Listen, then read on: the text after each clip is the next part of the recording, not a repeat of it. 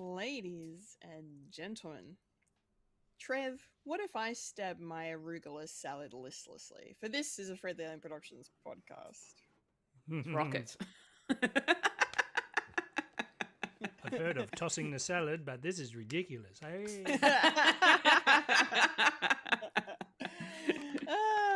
Cue the music. Cue in music. We came, we saw, we... I don't know what we're yelling about! We came, we saw, we kicked its ass! Wait a minute, Doc. Are you telling me you built a time machine?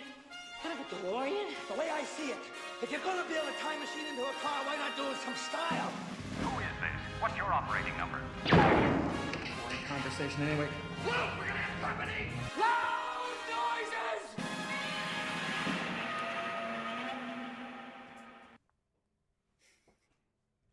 Hello. Hello. Hello. I'm Kendall Richardson. I am a Fulya and Michael. And I'm one rotation around the sun older, Michael Lister. Yay! Hey! Happy birthday! Happy birthday, Mike! Yeah. And you are now experiencing a podcast called Fred. We're back. Yes, experiencing it through the medium of 2026. What a year it has been. It's been a long month and a bit.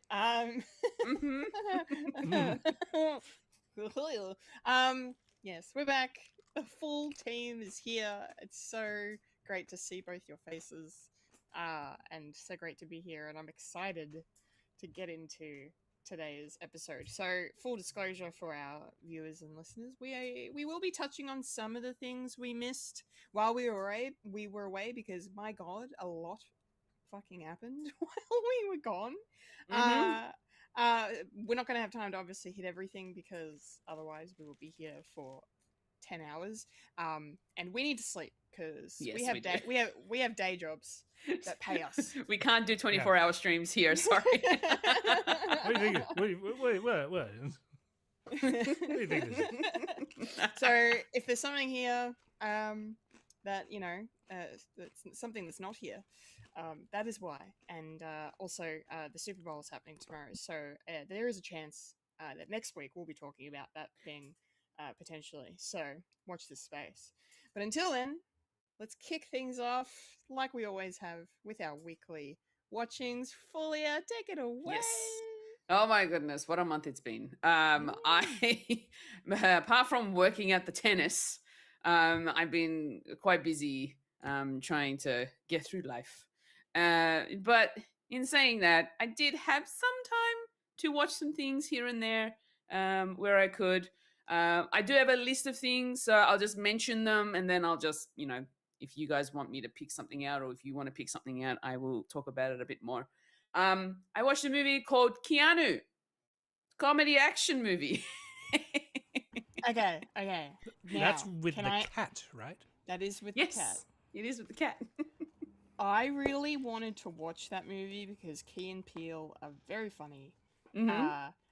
But I struggle with animals in films because I'm just like, I can't handle if anything happens to them. So I never watched this one. Mm-hmm. Am I safe or am I right to maybe stay away? You're safe. Okay. The thing is, it does get a little gnarly here and there. Okay. Yeah. But the cat, or well, the kitten, I should say, because it is a kitten. Kitten's good. Okay. Yes. Nice. Yeah. Okay. Good. Very funny movie, I will say. Hilarious. And I didn't watch this in my own volition. I had my good friend who worked with me at the tennis stay with me while they were here, and they suggested we watch Keanu, and I thought, okay, why not? Let's jump into it. Key and Peele are awesome together. When they do a comedy, they are so good. I really love them.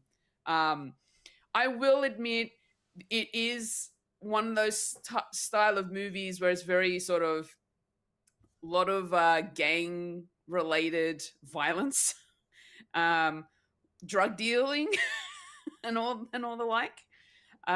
So it does get pretty high intensity with that kind of drama.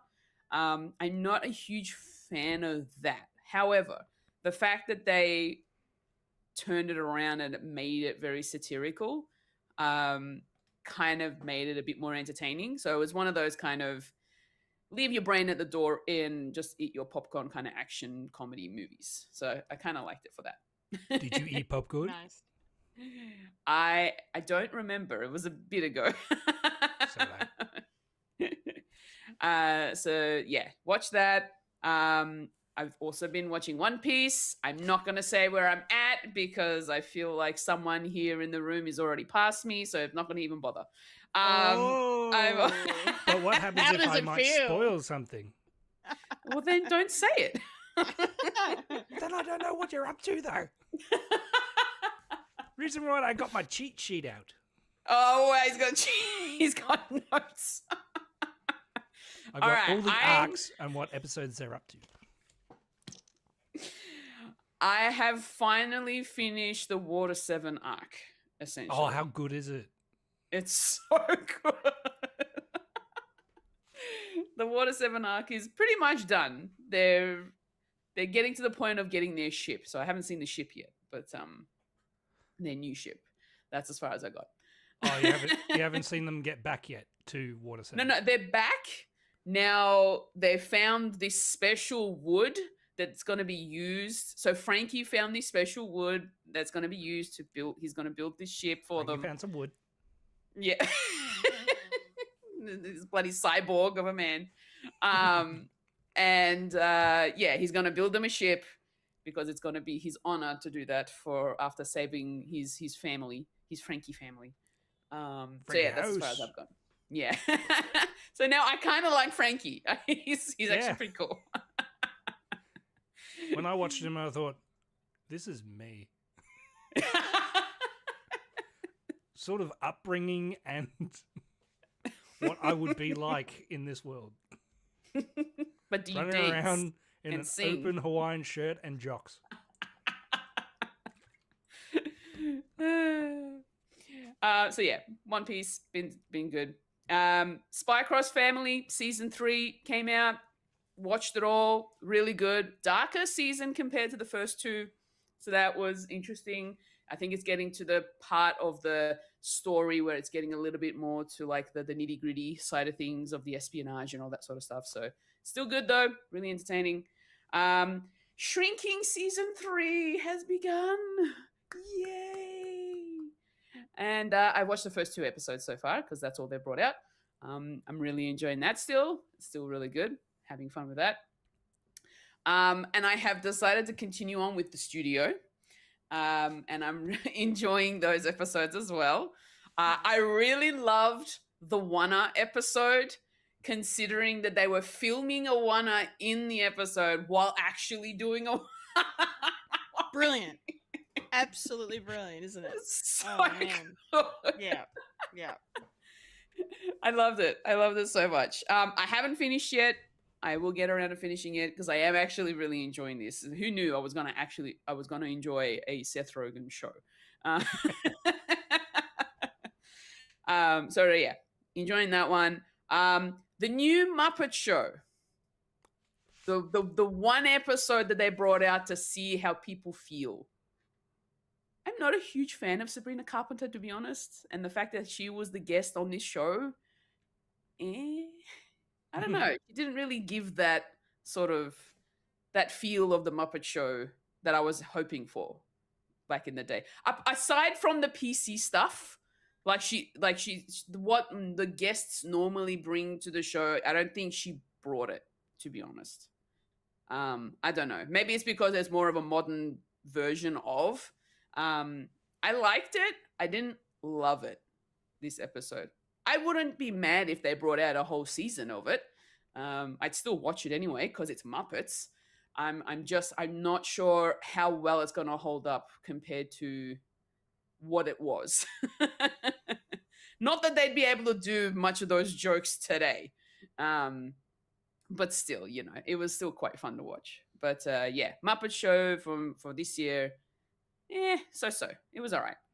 I watched a movie called Materialists, which is the one with Dakota Johnson, Pedro Pascal, and Chris Evans. I still haven't watched it. What did you think? I liked it. It was good. Matchmaker trying to get people together, but then she has her own history with a broke ex-boyfriend, and then ends up going out on a few dates with a rich guy. And yeah, stuff happens. She can't seem to continue dating him, and then other things happen. So the usual kind of dramedy style of rom-com. There was more romance than it was comedy, to be honest. A bit of a trigger warning. There is something that happens in this movie that involves harassment, sexual harassment, with one of her clients, the matchmaking clients. Oh. Yeah. So that happens in the movie. So yeah, there is that. I'll let you decide whether you want to go through that. It's like, it doesn't show you, they don't show you what happens, but it's very much insinuated, and they talk about it and all that sort of stuff. So, but yeah, it's a good movie. I liked it. And then the last thing I want to mention is I just started up watching Star Wars Visions Season 3, and I am very much enjoying it. I've only watched the first 4 episodes so far. Very good animations. Very heavy on the anime, from what I've seen so far. The first episode is kind of like a Ronin samurai kind of a look to it. Really cool. Very black and white, hand-drawn, with pops of color here and there. Yeah, Visions, I still stand by it. It's such a great show. I'm really enjoying the different side of lore that people can put together into a story, with regards to just Star Wars in general. So really enjoying that. Yeah. That's it.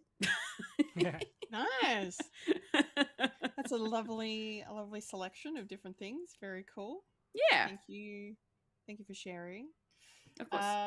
Okay, Mike, what about Hello. you? What have you been watching recently? Well, going off what Fulya, I've been watching One Piece a lot, successively. I will brag on what episode I'm up to. I'm up to 375, so well past. You are 60 episodes ahead of me now. Yeah, that's the way it should be. The fact that you've been watching 5 episodes a day is nuts. The 10 has slowed me down. Unfortunately, I couldn't keep up. No, it's fine. It's because now they're actually they're not. I'm actually seeing the pattern of how they're doing stuff. Everything before the title card comes up is stuff from the previous episode, so I just skip to that.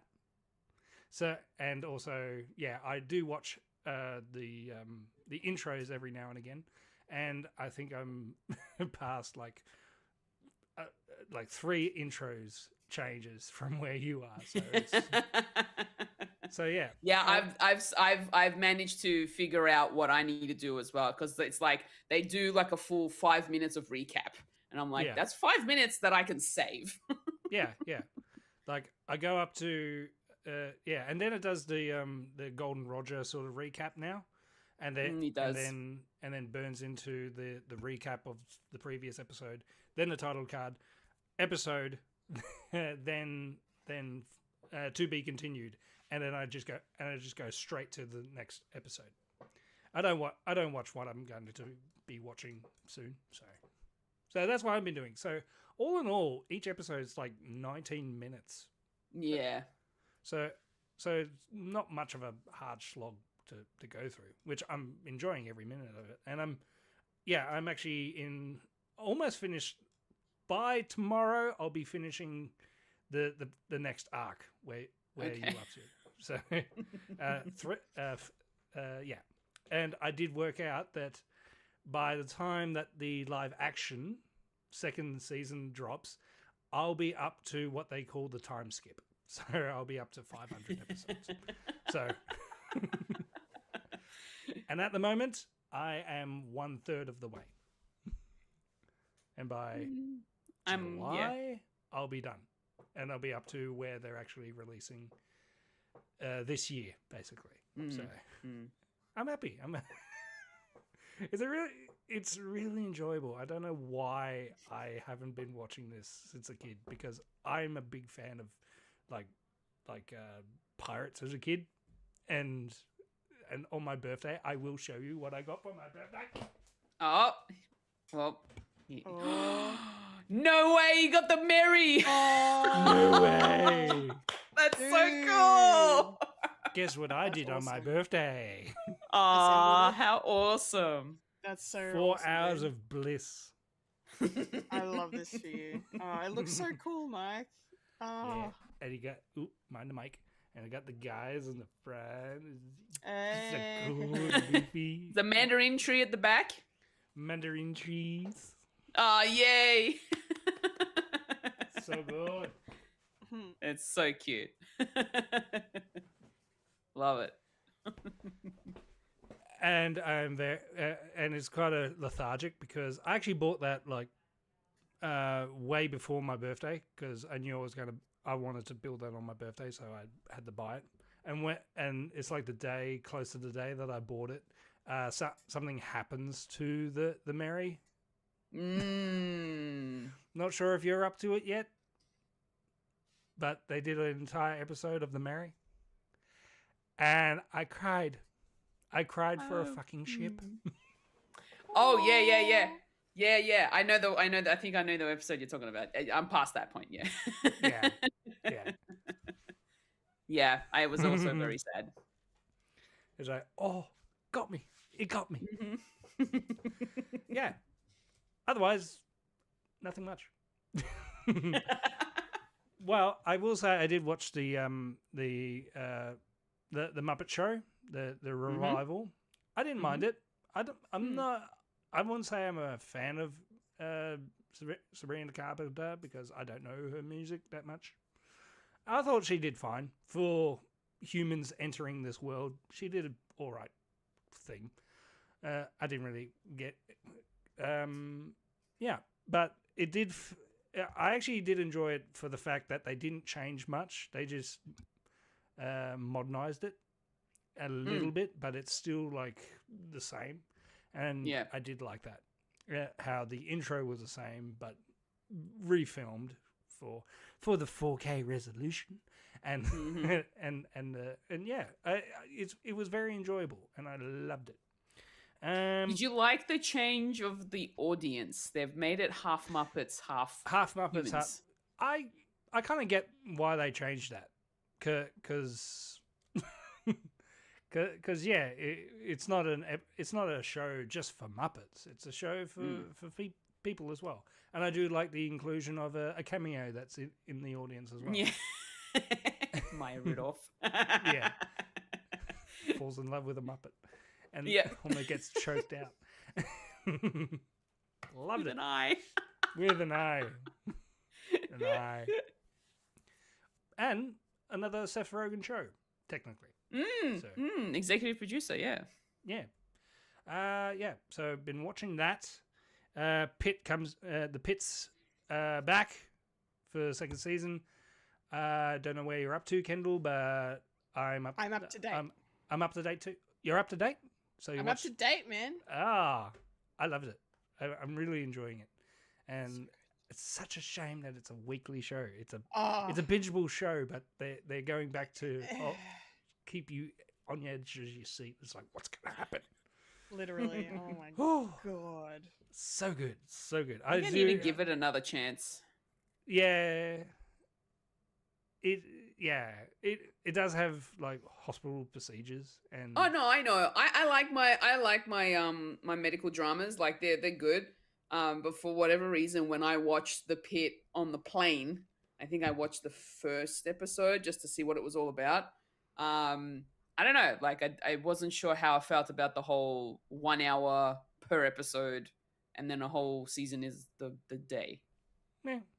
24. I don't know. In 24. Yeah, the 24 essentially. Mm. Yeah, so that's going good. Can't wait till the shit hit the fan, because we're only up to 5 hours of the shift.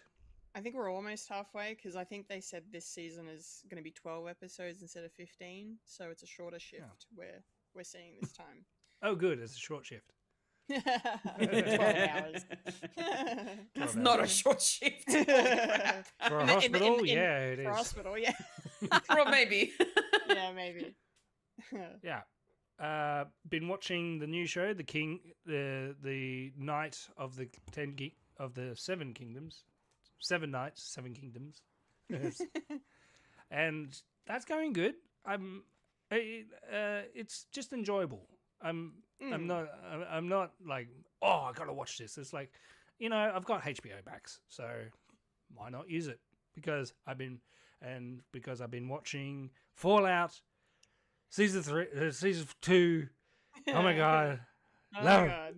This is the best show, best adaptation of a game ever. I do have my grievances of it going really fast in the second season. Of we got to do this. Oh, the Enclave. Oh, we got the Legion happening here. Just slow down. That's not what Fallout is. Is you have to walk to the next station and yeah, slow down. But I'm really excited of where it's going and what it's been doing. So I'm happy. I hope you're happy, Kendall, but I don't. Yeah, so that's basically it. Besides Wonder Man, but we're going to talk about that later off. So, what about you, Kendall? What about you? What have you been watching? Yes. What about you? Well, as usual, there's the Venn diagram of weekly watchings with me and Mike. So I will piggyback off your comments. And I'll start with Fallout. Yes, watched the last 2 episodes back to back this week, just gone. And yeah. You love it more than me, and that's absolutely fine. I am enjoying it. I am really liking it. I think Walton Goggins is giving a severely underrated performance in this show as both the Ghoul and Cooper Howard. He's amazing. And I'm still like, my favorite part of the show is his storyline, like just the showing what happened before the bombs dropped, and then showing the present time, and how those things complement each other and contrast as well. And and like what he was versus what he is, and how over 200 years some things just don't change. Well, that's the line. War never Yeah. changes. War never changes, exactly. So, so his story's heartbreaking, but really good, and it's going to be continuing into a mountainous direction for season 3. A cold winter's wonderland. I wonder if they'll travel through South Park.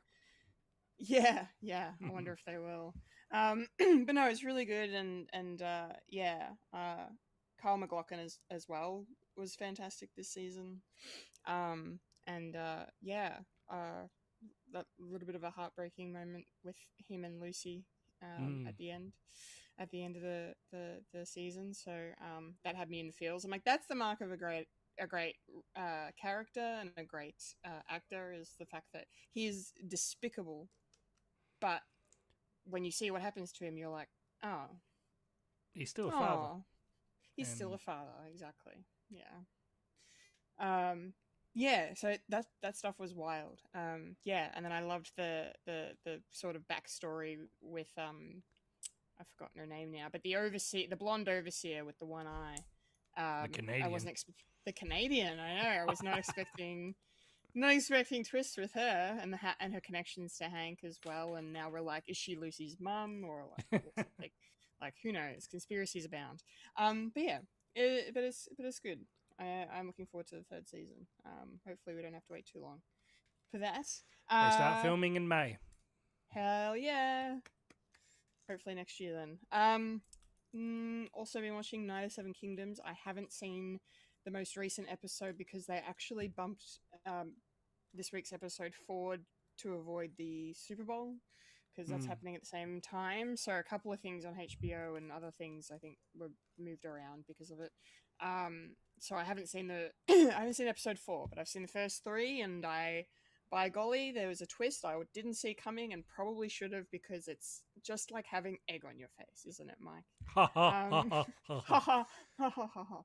Ha, I have egg on my I face. need to rewatch episode 4 because I fell asleep. Oh, okay. It does help that these episodes are only like half an hour long. I will say, like, I was able to watch one before while I was getting ready for work the other day. So, very handy. But I'm really liking it.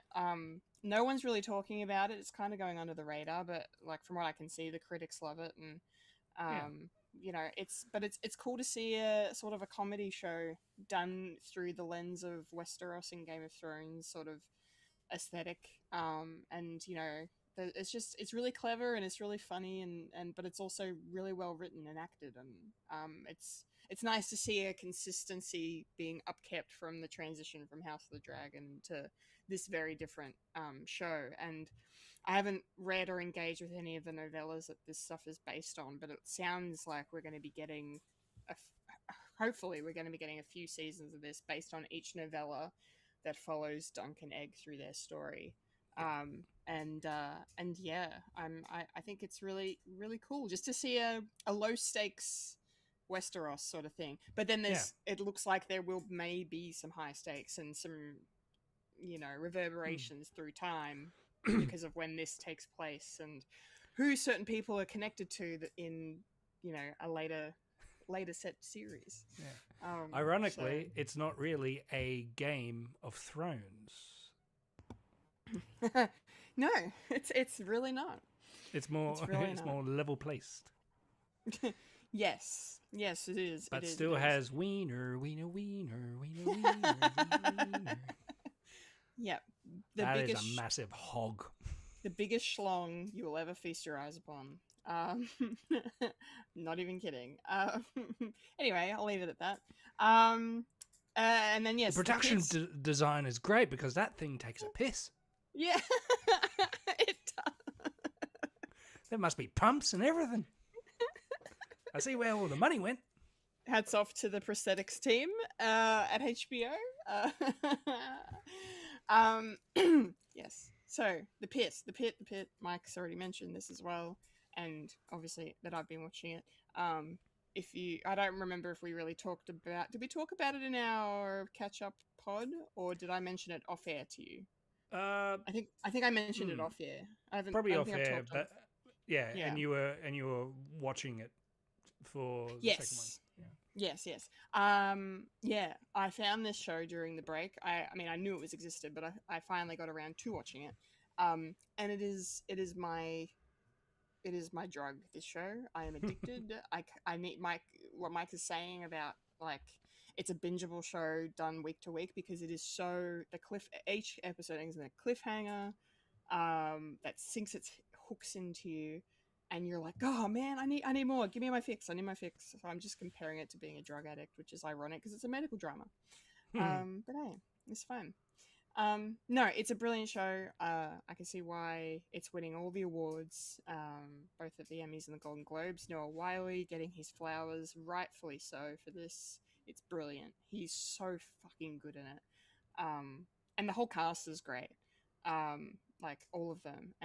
So I'm loving every aspect of it. It's just a brilliant show. And yeah, I'm excited to see where this season is going, because because the first season, and not to spoil it for you, Fulya, but like it's a hospital drama. There are a few people that die, you know, because they're working in an ED.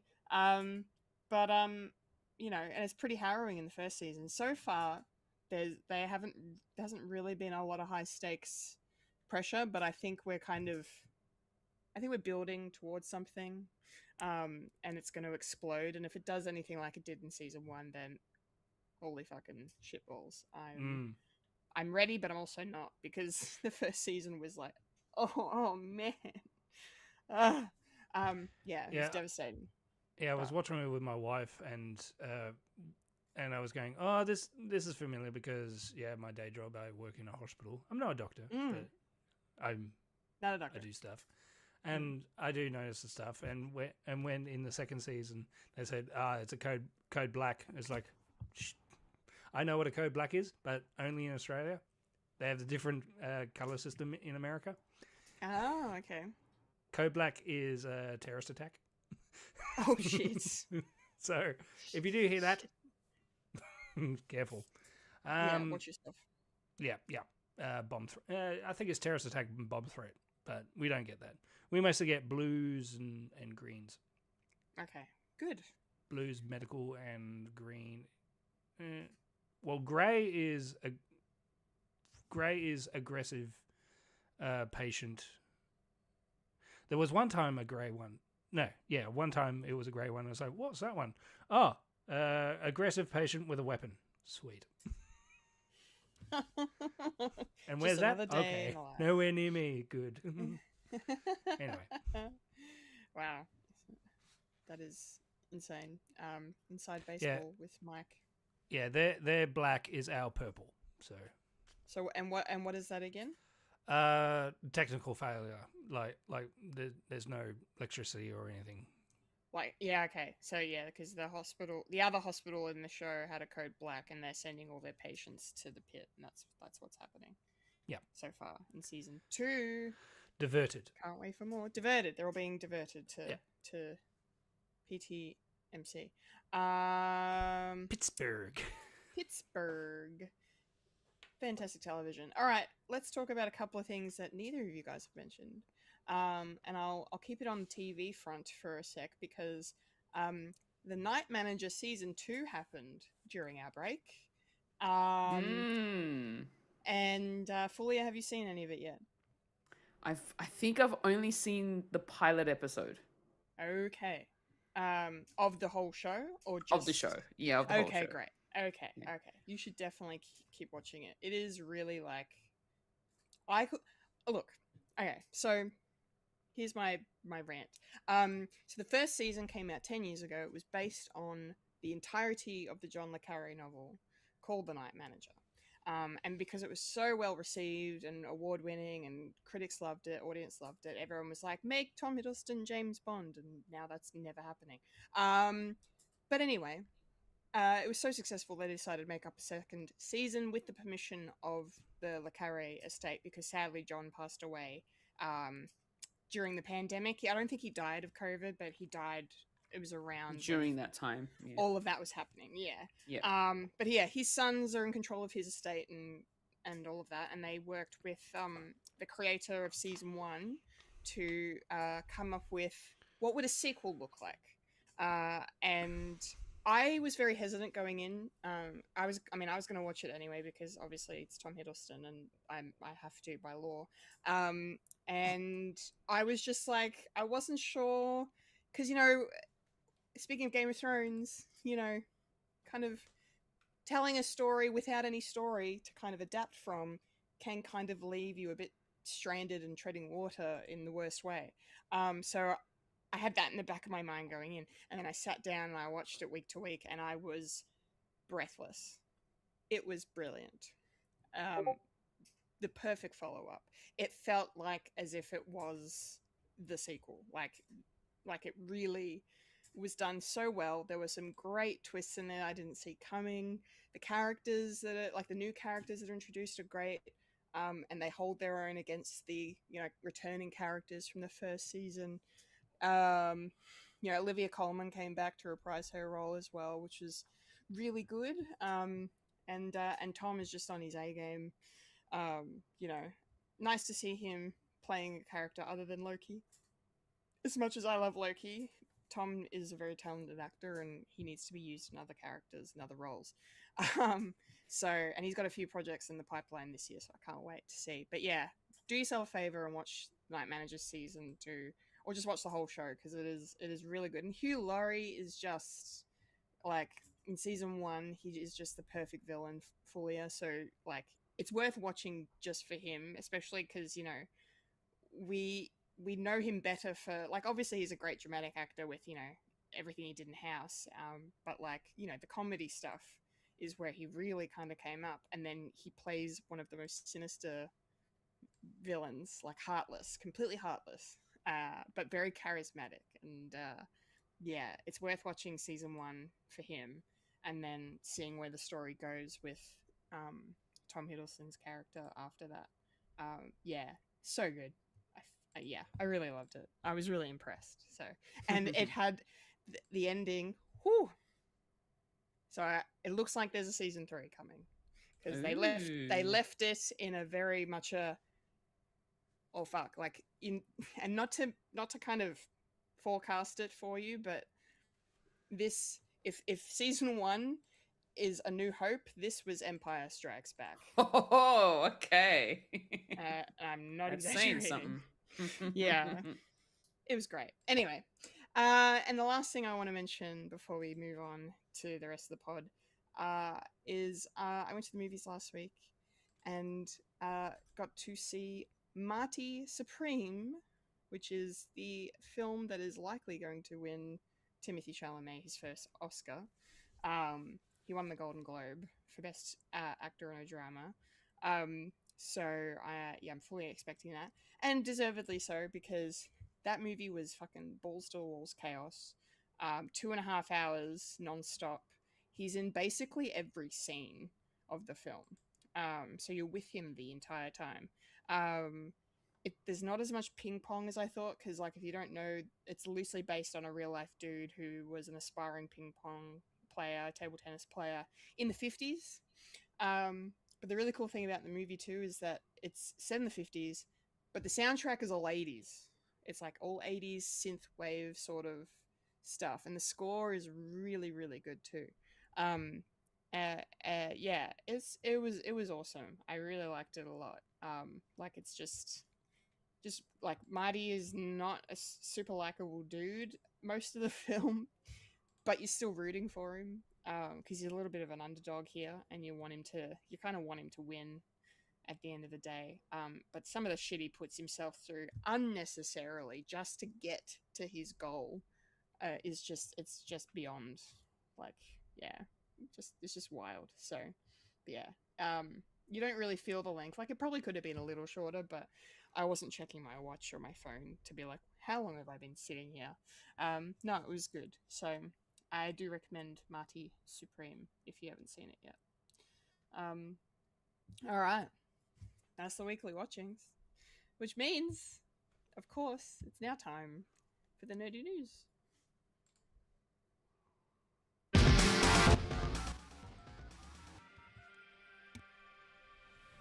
This is the news, the nerdy news. The nerds that talk about the nerdy news. That is us who talk about the news that is nerdy. And now the queen of nerdydom, the hostess with mostess, Kendall Richardson. Take it away, Kendall.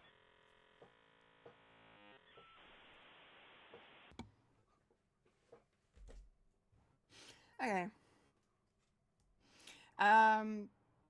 Full disclosure, I might cry.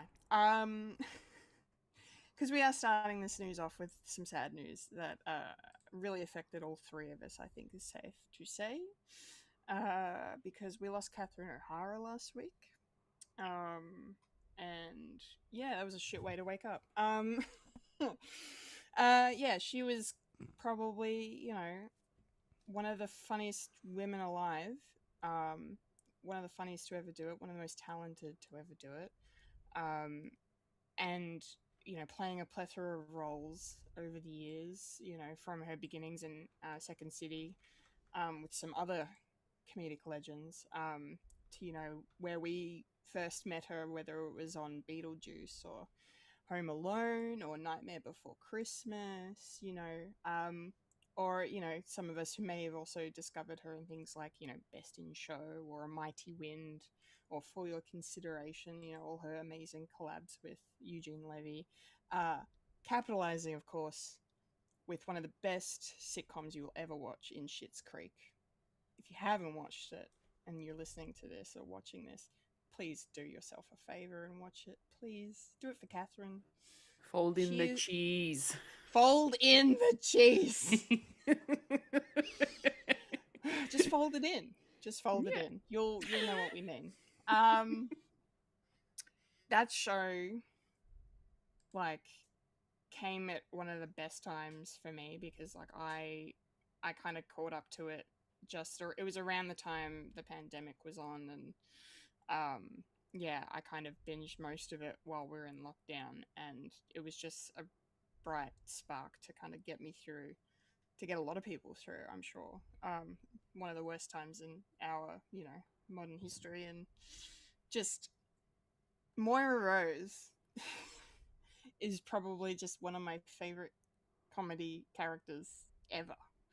And that was Catherine. That was all Catherine.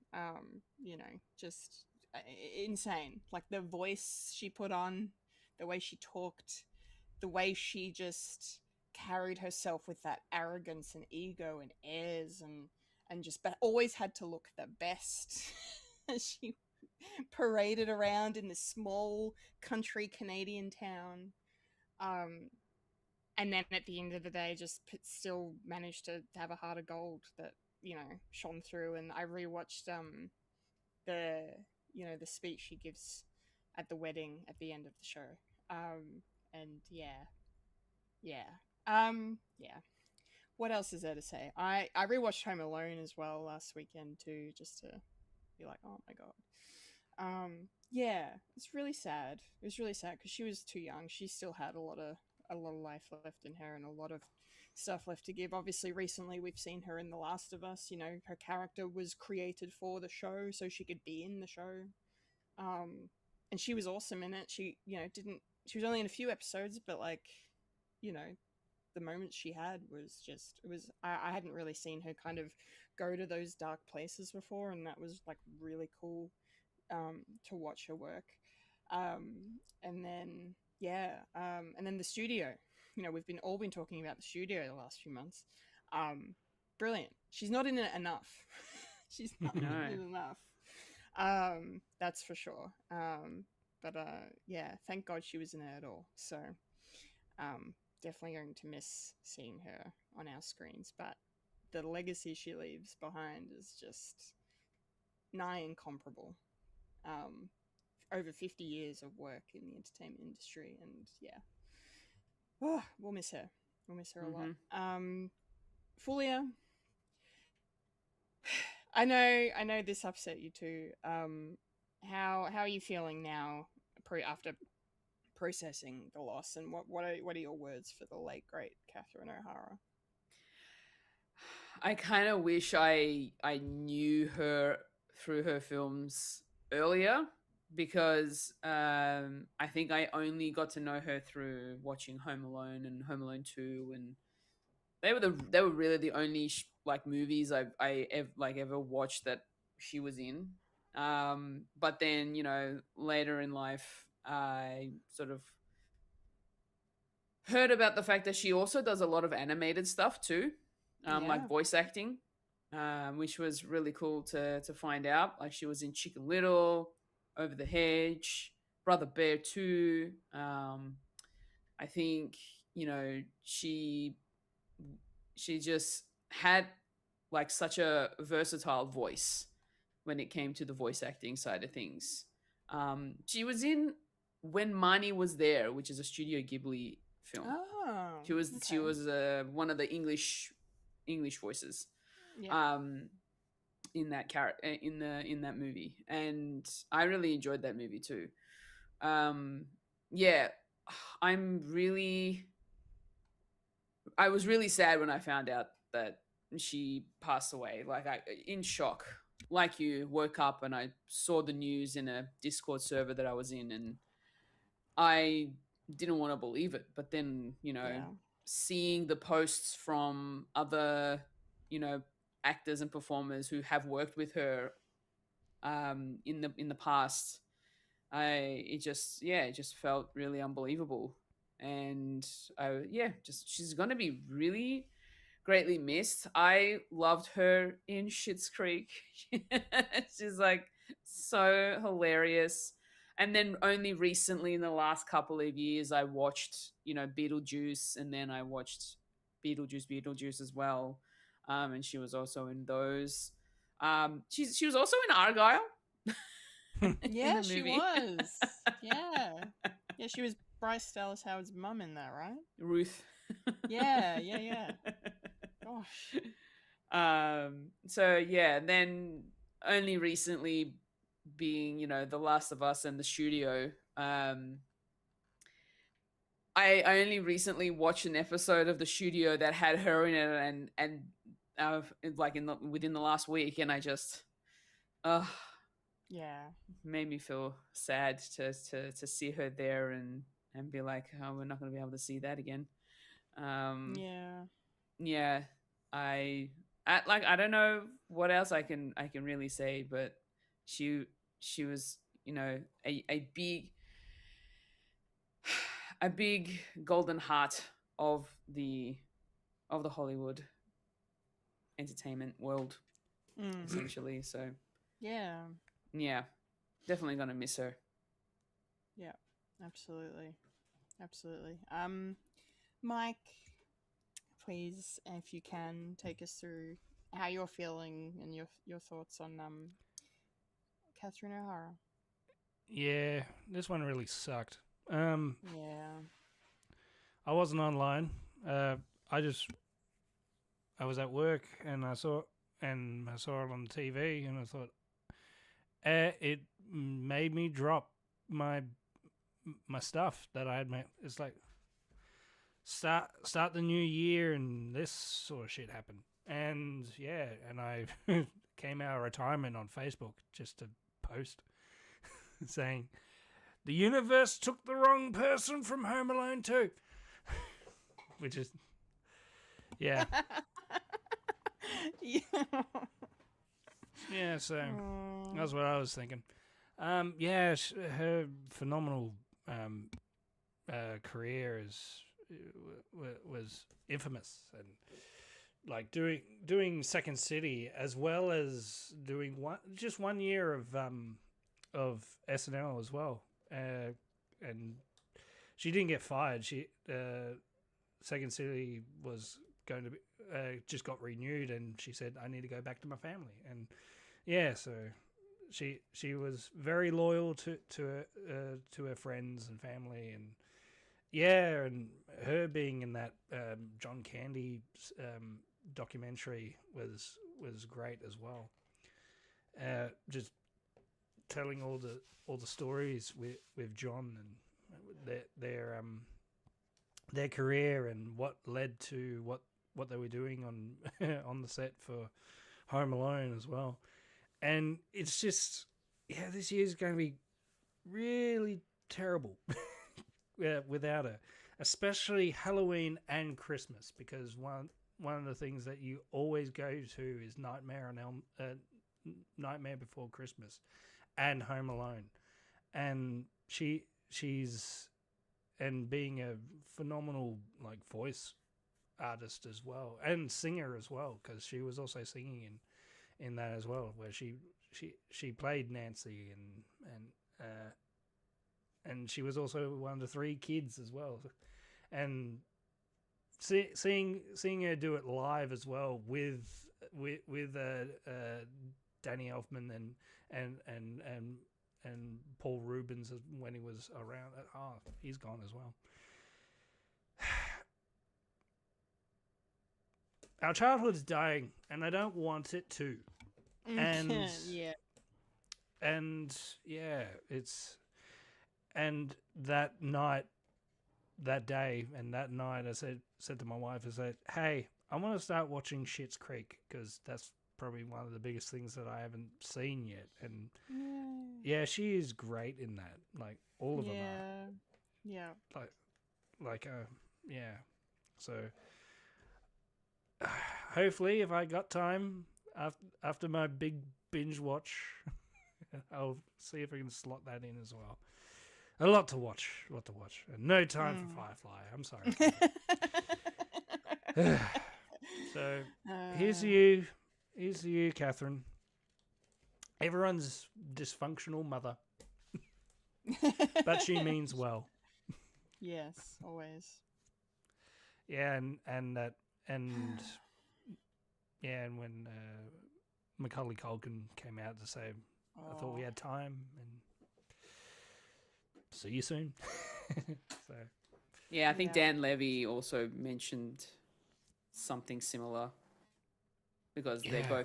they both played the son of her character Yeah. Yeah. She in their was. respective Yeah. projects. Yeah. And Yeah. I know the studio has been renewed for a second season, but please don't kill off the character. Just say she's gone in retirement and gone to Miami, and then she can live forever. That's all I ask. And I'm Yes, done. please. I agree. I agree. Alrighty. Let's move on to some better news. Some escapism with our next item in the news. I'm curious for your guys' thoughts on this because HBO is going to be making a Baldur's Gate TV series. And it's going to be based on the events after the very successful game Baldur's Gate 3 that basically won all of the awards a couple of years ago. And was kind of the obsession of a lot of people I know. So yeah, I'm really excited for this. I didn't play the game. I kind of, speaking of me knowing people that were obsessed with it, I engaged with some of my friends some of my friends' fan fiction around that game. Ew. Anyway, guess which character is my favorite? It's Astarion, of course. It's Astarion. Yeah. That twink. That yes, no. I haven't he's played great. it or anything, and even have I no know idea people who are you're talking thirsty about. for that bastard. Yeah, great, awesome. he's a vampire, so he's Kendall Cody. Oh well, that makes sense. Yeah, yes. Blah blah blah. And blah blah blah. Anyway, yeah. So look, I've engaged a little bit with it. I haven't played the game, but by all accounts, it's great. It's obviously based on, for those who aren't aware, it is based on a D&D. The core group of characters, form up a D&D party, and fit that bill. And turns out that the studio Larian that made Baldur's Gate 3, they don't have the deal with Hasbro / Wizards of the Coast anymore, so they can't. They're not going to be. I don't think they're going to be making another game, but it looks like they may not be super involved with the production of the show, which has some At people all. concerned. Yeah, people are a little concerned, especially because it is being made by not just HBO but Craig Mazin, who brought us The Last of Us. TV show adaptation, and that was received obviously very, very well.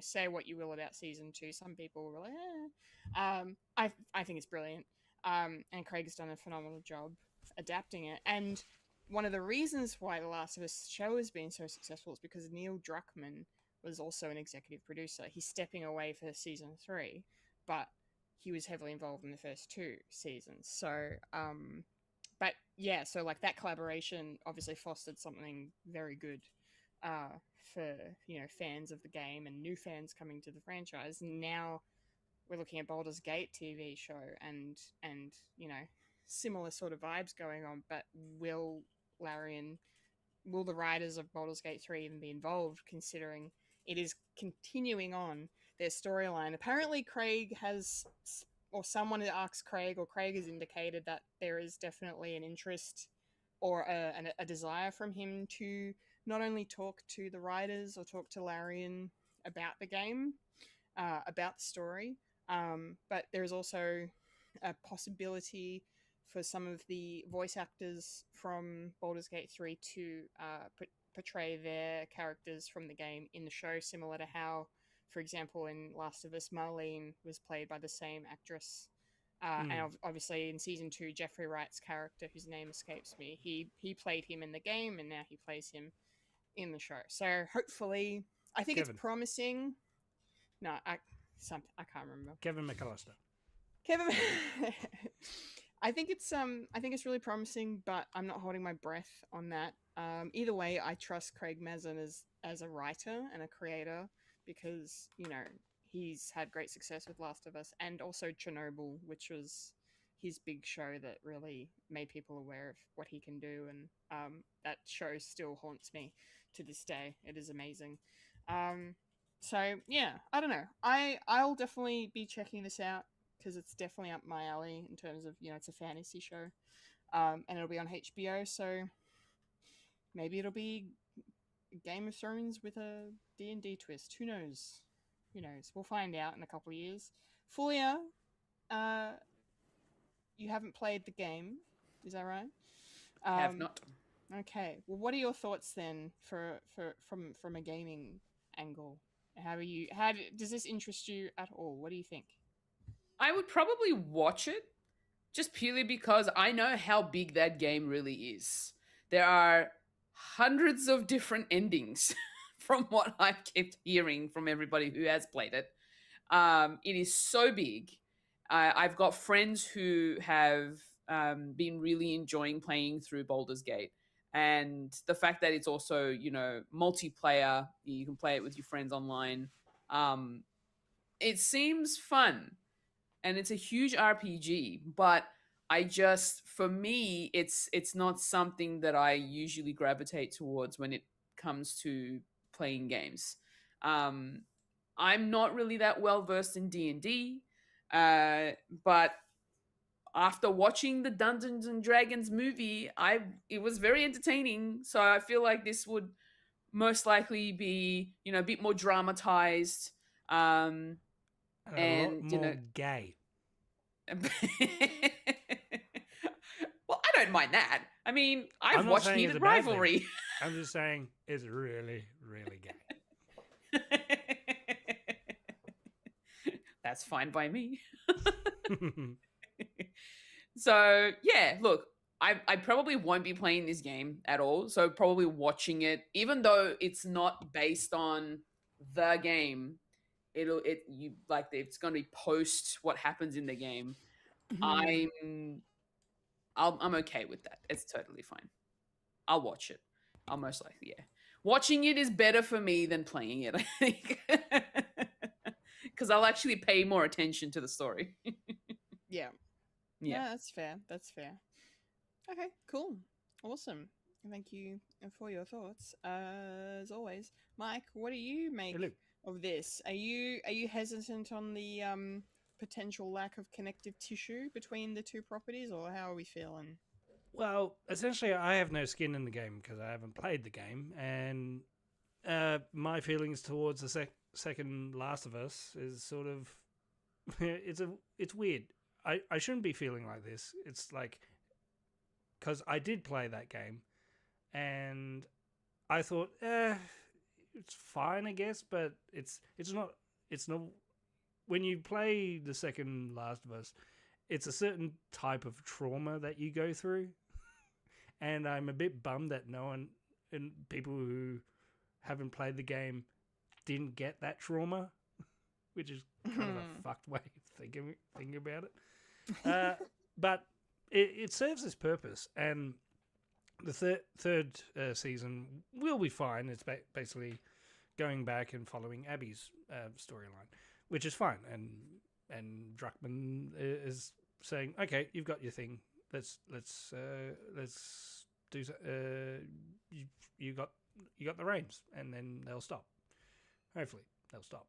And with Baldur's Gate 3, you said it yourself, Fulya. It has multiple endings, and a lot of people were worried for Fallout on what was the definitive ending for Fallout New Vegas, and they sort of do touch on that in the show of it being this particular way, so therefore that was the right way. So I'm a bit worried for that, for the fans, is saying, well, it is open world and it's role playing, and you're putting this story after the game, so it's going to be Baldur's Gate 4, just to confuse a lot of people. So I don't know. It's just a big fat don't know for me, dog. Yeah, fair. I'm not too sure. Hopefully it's good. I'm hearing a lot of good things from the Gods of War stuff, as Yeah. well. So, and I Some haven't good played that, casting. but I can't wait to watch that by Mm. having no clue what's going on. I just know Norse mythology with a Greek guy. So, Yes. and also father-son relationship, and I'm a sucker for that. Aren't we all? Aren't we all? All right. Well, thank you. And now to our final bit of news. We're always talking about award shows, or at least I love talking about award shows on this podcast. And we don't really touch too much on things that happen in our own country. And the ACTA Awards happened The actors. this week. The actors. Not to be confused with the actors that is about to happen in America, formerly known as the SAG Awards. SAG Awards. So this basically just celebrates the best in film and television that's homemade. And I was really happy to see that Bring Her Back swept. They won 10 out of their 15 awards they were nominated for, including, I believe, best film or best drama. Best film and best direction. Sally Hawkins, who is the lead in the film, won best actress. And I have to mention, I've finally watched it. I also watched that during the break, and fucking oath, she deserves that award, and she should have got an Oscar nomination. The fact that she's not even being talked about is just a crime, because holy Jesus shitballs, it was insane. That movie was brilliant. The Philippe brothers are just crushing it in terms of horror, and I can't wait to see what they do going forward. But yeah, it was a fantastic film, so it was really cool to see it get awarded here. The Sarah Snook got recognized with a Trailblazer Award that was presented by her TV dad, Brian Cox. He came down under to give her that honor, and that was I thought that was really Wait. sweet. The actor or the scientist? The actor, Brian. The Cox. actor. The actor. So that was really, really cool to see her getting recognized. And then as for TV, the newsreader did a great job for its last season. Now it's done. It won 4 actor awards, including best actress for Anna Torv, of course, and it won best TV drama, which it has won every time it's been nominated. So I need to watch this show. I think people have been telling me to watch it for a while, but yeah, definitely need to check it out. And then The Narrow Road to the Deep North, which is starring Jacob Elordi. He won best lead actor for a miniseries, and it also won 8 other awards, including I think it won including best miniseries, I think. But yeah, really cool to see that get recognized. That also got some international attention. I think at the Golden Globes, Jacob was nominated for his role in that as well. He was nominated for that and for Frankenstein at the Golden Globes, which is really, really cool. But yeah, it was cool to see just a variety of films being recognized, like in terms of genres. Like it's not just, dramas and comedies. There's horrors and there's, kids films, family films being nominated here as well. And I will also just mention the late Julian McMahon was also recognized. He won an award for Best Supporting Actor for The Surfer, which was a very cool, really crazy movie starring Nicolas Cage. But Julian McMahon was excellent in it, so it was really cool to see him acknowledged in this way. So yeah, lots of really cool stuff going on there. Oh, Apple Cider Vinegar also won best mini series. Sorry, correction, not Narrow Road to the Deep North. That was also a really good show. I watched that. It's on Netflix. I do recommend, based on true story. But yeah, Tom Gleeson won for Hard Quiz Best Comedy Performer, as he should, absolutely. And sadly, Fulya Lego Masters did not win Best Entertainment Program. Why? It was beaten by Portrait Artist of the Year, which I'm not sure what show that is, but I'm sure it deserved its win. I think it's on the ABC. I've never heard of it. You like that? You like those guys that got really salty that Baldur's Gate 3 won? It's like, I've never heard of it. What about Spider-Man? Brilliant. But yeah, good stuff. Fulya, do you have any thoughts on the ACTA award winners? Honestly, this kind of went under my radar. I had like no idea about a lot of these shows, apart from Lego Masters and some of the reality programs, and the comedy shows. Congratulations to all the winners and nominees, I guess is all I can really say. I feel like now that everybody's on like streaming services, we're not really paying attention to our own local TV as much as we used to. And so that's why a lot of this sort of stuff kind of goes to the wayside for me. Unless I feel like I just want to dive into something that is local, or if I'm just, randomly I switch over to my TV. I don't know, but majority of the time I'm on a streaming service, so that's why I don't really pay attention. I'm sorry. That's okay. That's right. This is a key example why we should talk more about this stuff. Like why I thought, because I was like, oh, maybe we should talk about the Golden Globes or the Game Awards. I'm like, no, the actors happen this week. Let's talk about No one needs to hear about the Game Awards. It's a certified commercial. It's fine. Certified commercial. It is. Yeah, it is. really No, is. you're not wrong. It was. They're not there for the awards. They're there for the next game that's coming out. Absolutely. So It was so It's like the beautiful. Super Bowl. That people are there for the ads. yeah. Yeah. Yeah. There's a football game. What? There's a football game surrounded by What do you ads. mean? No, people are there for the mid run The show. halftime show. The halftime show. That thing. Yeah. There's a halftime show and there's ads and there's trailers and stuff. That's And it. then Yeah. somewhere there's a football game in there. Who Mhm. cares? Yeah. That is the game. You're right. That is the Game Awards in a nutshell. Anyway. Yeah, but I'm glad you brought up the ACTA Awards. I feel like we need to shine a light on it because we Yeah. don't really get to see much of it on our day-to-days. So Yeah. No, it's good. Aussie. Mike, do you have any thoughts on this? Have you watched Bring Her Back yet? Have you seen it? No, but it is on my list. Excellent. I just want to watch Talk to Me first. Cause Oh, please. Yeah. please do. talk to me. Please talk to Please talk to me. me.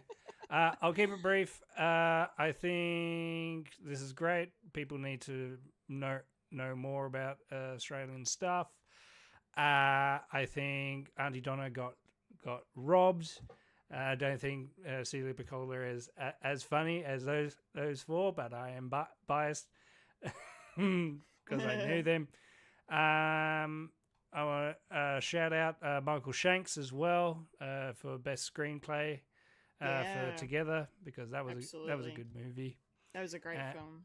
Yeah, Michael Shanks also a Melbourne guy. He's great. Yeah, and I do like the subtle, the best lead actress of trying to get famous people to Australia. Say, hey, we if you come here, we'll give you an award. Alison Brie and Daisy Ridley have been nominated for them. So say, hey, we want to come, please. Come down. And yeah, that's basically it. Kudos. And Lesbian Space Princess is on Netflix, which I've been meaning to watch as well. Yeah, I'm gonna have to check that out. And I love the fact that they've got best indie film category as well, because that's also another thing that needs to be done, because indie films are great and it's a mixed bag, but still it's great. And that's why Markiplier's Iron Lung is beating the fuck out of all the other fucking studio shit. Ah! I don't care if it's long and great. tedious, it's still good. Very happy for Markiplier. Yeah. Markiplier. Markiplier. All right. That's the nerdy news. It is. And now it's time to head in to one hell of a trailer park. Hold on. My thing's not working, so I have to do this manually. Rolling up to the trailer park where we all park all the trailers. Hee-ha. All right. It's trailer park time. We have 5 trailers to talk about. A few we missed. And one that came out this week, which is going to lead us off. And that is, of course, the first full trailer for Michael. Michael Jackson, the Michael Jackson biopic that's coming out soon. Yeah, I mean, look, what am I gonna say about this? Give it a miss. I mean, look, on the surface, I'm really excited. I really hope it does for Michael Jackson what Bohemian Rhapsody did for Queen. I hope it kind of reinvigorates this love for his artistry, as should so rightly be. And yeah, I can't wait to see Jafar, his nephew, play him, because he looks fucking incredible in this trailer. I can't believe how much he looks like Michael in some of these shots. It's so crazy. To the point where some quick glimpses I'm like, fuck, it is him, like it's just very he even sounds like him. It was really good to hear more of the voice in this trailer as well, and yeah, he sounds a lot like him too, and like it's similar to the way Michael is performed in the Michael Jackson musical, MJ the Musical. It's more of a it's an acting performance. It's not an impression or an impersonation. So it's got that vibe going for it, which is really cool. And as the fan, I'm just concerned it's going to be too surface level, and it's not going to go deep enough into who he really was and touch on some of the negative stuff as well as the positive. Like, of course, I would, if in a perfect world, I would only want people to talk about all the best of his life. But Michael Jackson was a complicated person. And he wasn't perfect, and I will admit that, as much as I love him. And you've got to talk about the negative things. And I think this movie will go into a little bit of it, but it looks like it's really only going to touch on everything up until the late 80s. Like it looks like, to me, it's going to do, not to mention Bohemian Rhapsody again, but it's going to, the way that film built up to Live Aid, I feel like this movie is going to build up to the Bad World Tour. Because there's no footage of Michael in this trailer that is set beyond that. So, but there are, like I talked about this last time we talked about the teaser trailer, but if this movie does well and makes as much money as they're hoping it will, they will make a sequel. That will definitely, of course, take place in the later half of his life, when things were a bit more scandalous and sad and but still sprinkled with moments of joy and music and stuff within. But yeah, the second half of his life was obviously a lot more difficult. And certain things can be talked about and certain things can't be talked about because of legal reasons too. So there's a whole thing happening. I could talk about it for hours because mega fan. But yeah, but just to say, there'll be another film coming if this one does what they want it to, and I think it will. I think there's a reason Thriller is the biggest selling album of all time, so I think this movie is going to make $1 billion easily. So, but yeah, the trailer looks really good.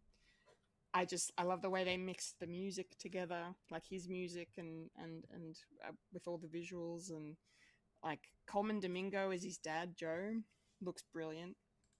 Really, really good, and has really kind of captured the the essence of the showbiz dad, because he was their manager.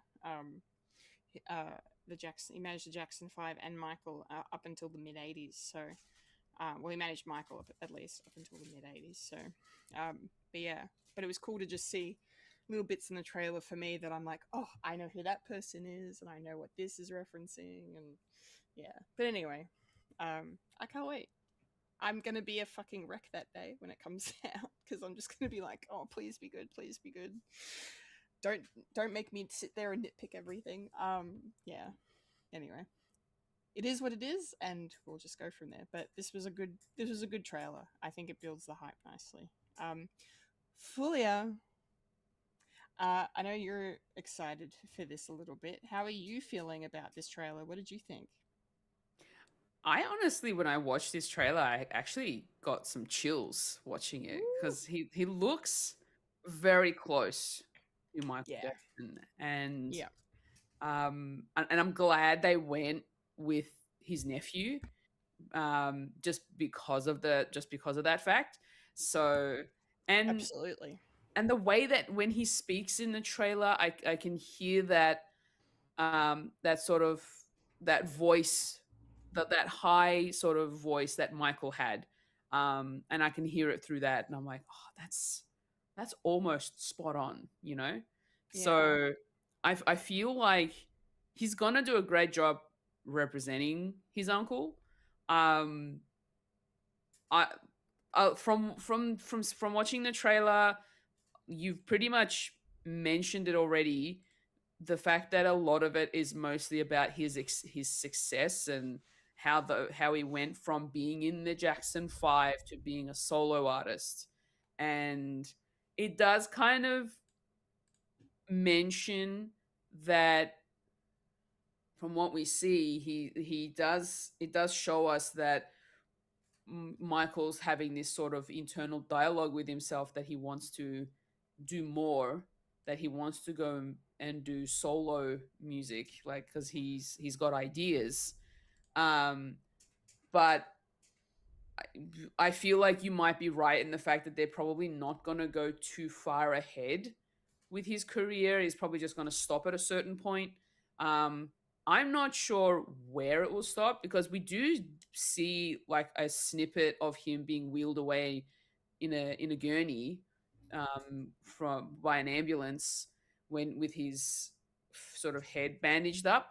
I'm not sure how much of that we're gonna get it, like they're gonna show us, and how much they're gonna dive into that aspect of his career, of his life. It'll be interesting to see where they take it. But yeah, look, regardless, I am looking forward to it. Because Awesome. I'm not a mega fan, but I am a big fan of Michael Jackson. Yeah. Excellent. Well, I'm glad you're looking forward to it. Yes. We will book in a session to go see it together.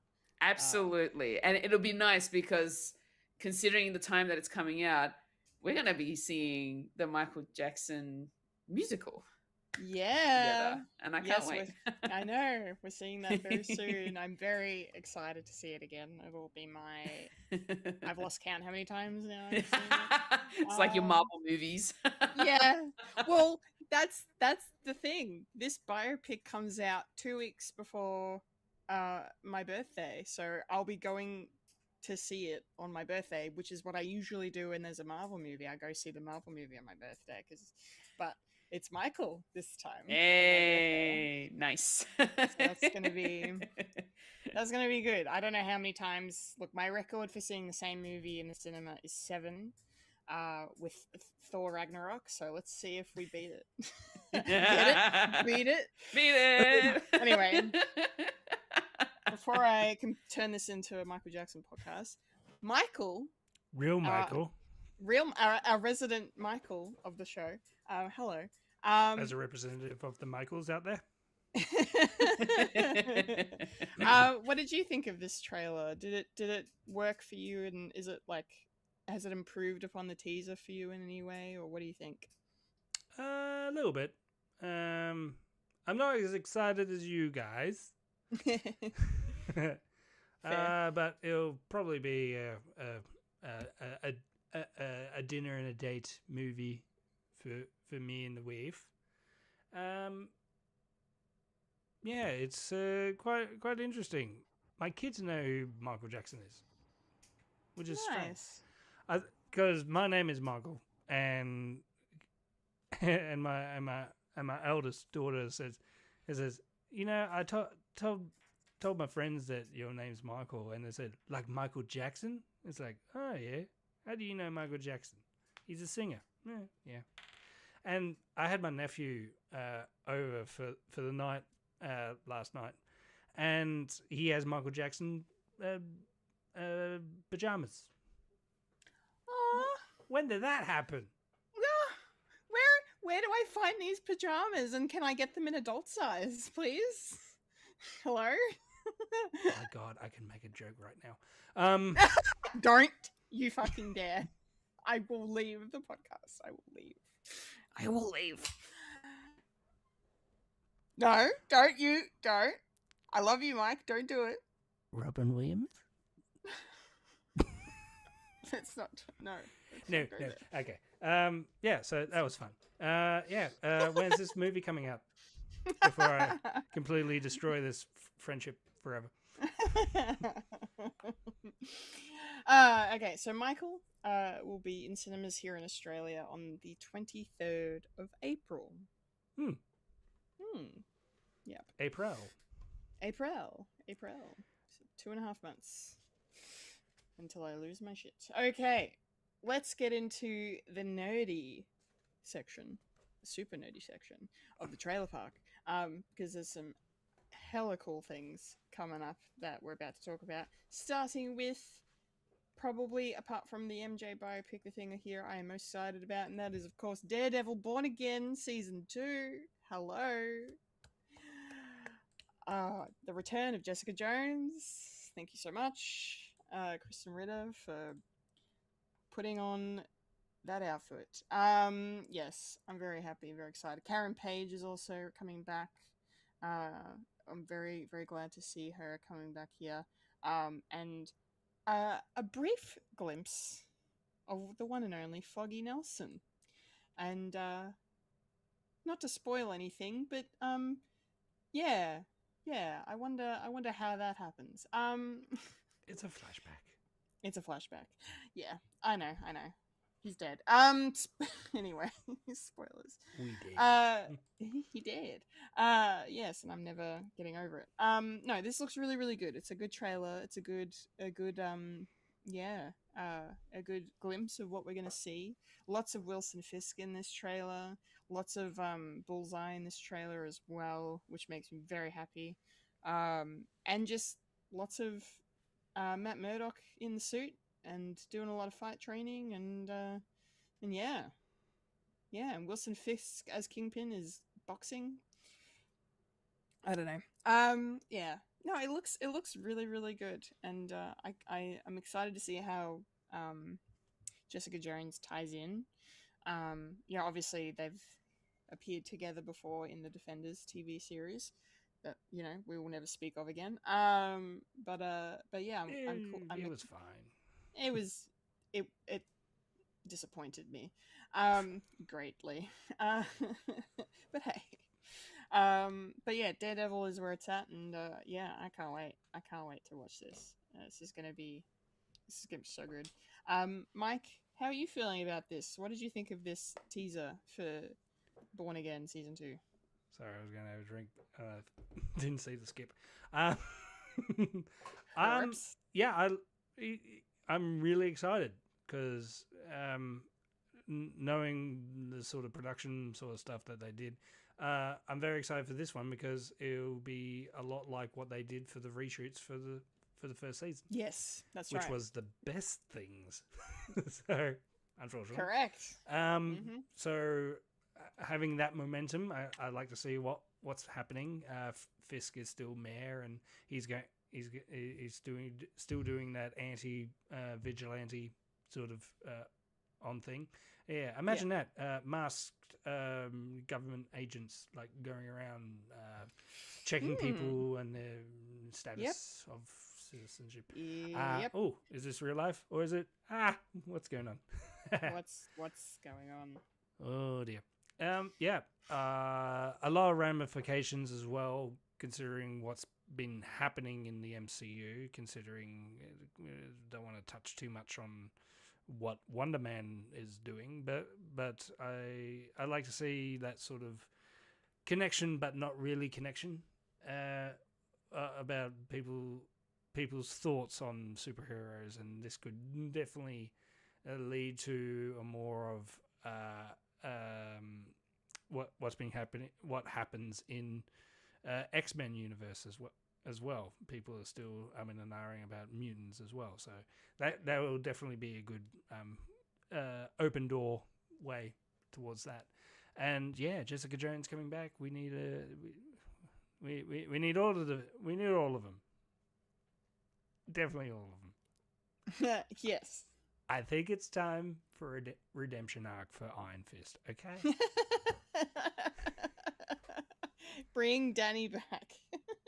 If they can make me cry with Amazing Spider-Man and having closure, yeah, sky's the limit, man. And they're going to do the same with Cyclops. Come on. My God. I'm getting a little bit excited for the MCU, considering my haphazard sort of things. And this is the sort of thing that's going to happen as well. I love it. Luke Cage, yes, come back. I know you're... Please. I know you're doing stuff in Harlem. Please, come over. Just pop one down. Yeah, boxing room with Fisk. Come on. Yeah, do it. And then get your head crushed in. You should watch it, Fulya. Oh, yeah. Yes. By the Dark Side. time I get around to the current seasons of Daredevil Born Again, I swear this show will have ended. But it's essential viewing for Spider-Man Brand New Day. Why? Because it's all connected, and you're not a true fan if you don't keep up. Man, I'm such a slow watcher anyway. Why are you doing this to me, MCU? Yeah, it's all right. It's not gonna. It's just a wink and a nod. It's one of those not required ratings, but you know, well, if you want to, it's credit. You can go back and watch stuff. I mean, you say, "Oh, okay, that's interesting." Yeah. So where's this coming out? And I'll be happy. Yes, it's coming out not too far away from now. Daredevil Born Again Season 2 will drop on Disney Plus on the 25th of March. Marching all the way. Is it going to be a dump or is it going to be a weekly? I reckon it's going to be weekly. Good question. I think it's going to be weekly because it's quite popular, and I think when shows are a bit more popular, or they're certain it'll be something that people will return to week on week, that they'll do it week after week. Well, the main character's white.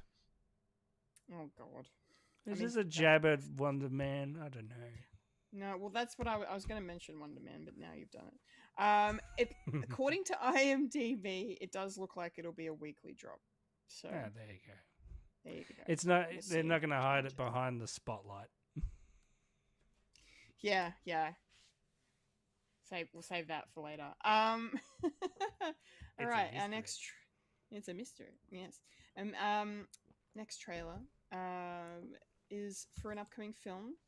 That is another reimagining of the classic story of He-Man. This is, of course, Masters of the Universe. Yeah, I'm looking forward to this. I think it looks cool. It looks fun. I like Nicholas Galitzine. He's a talented young man. He's coming up in the world. He looks beefy as hell, so they've cast very well. He has the power. He has the power, yes. The man power.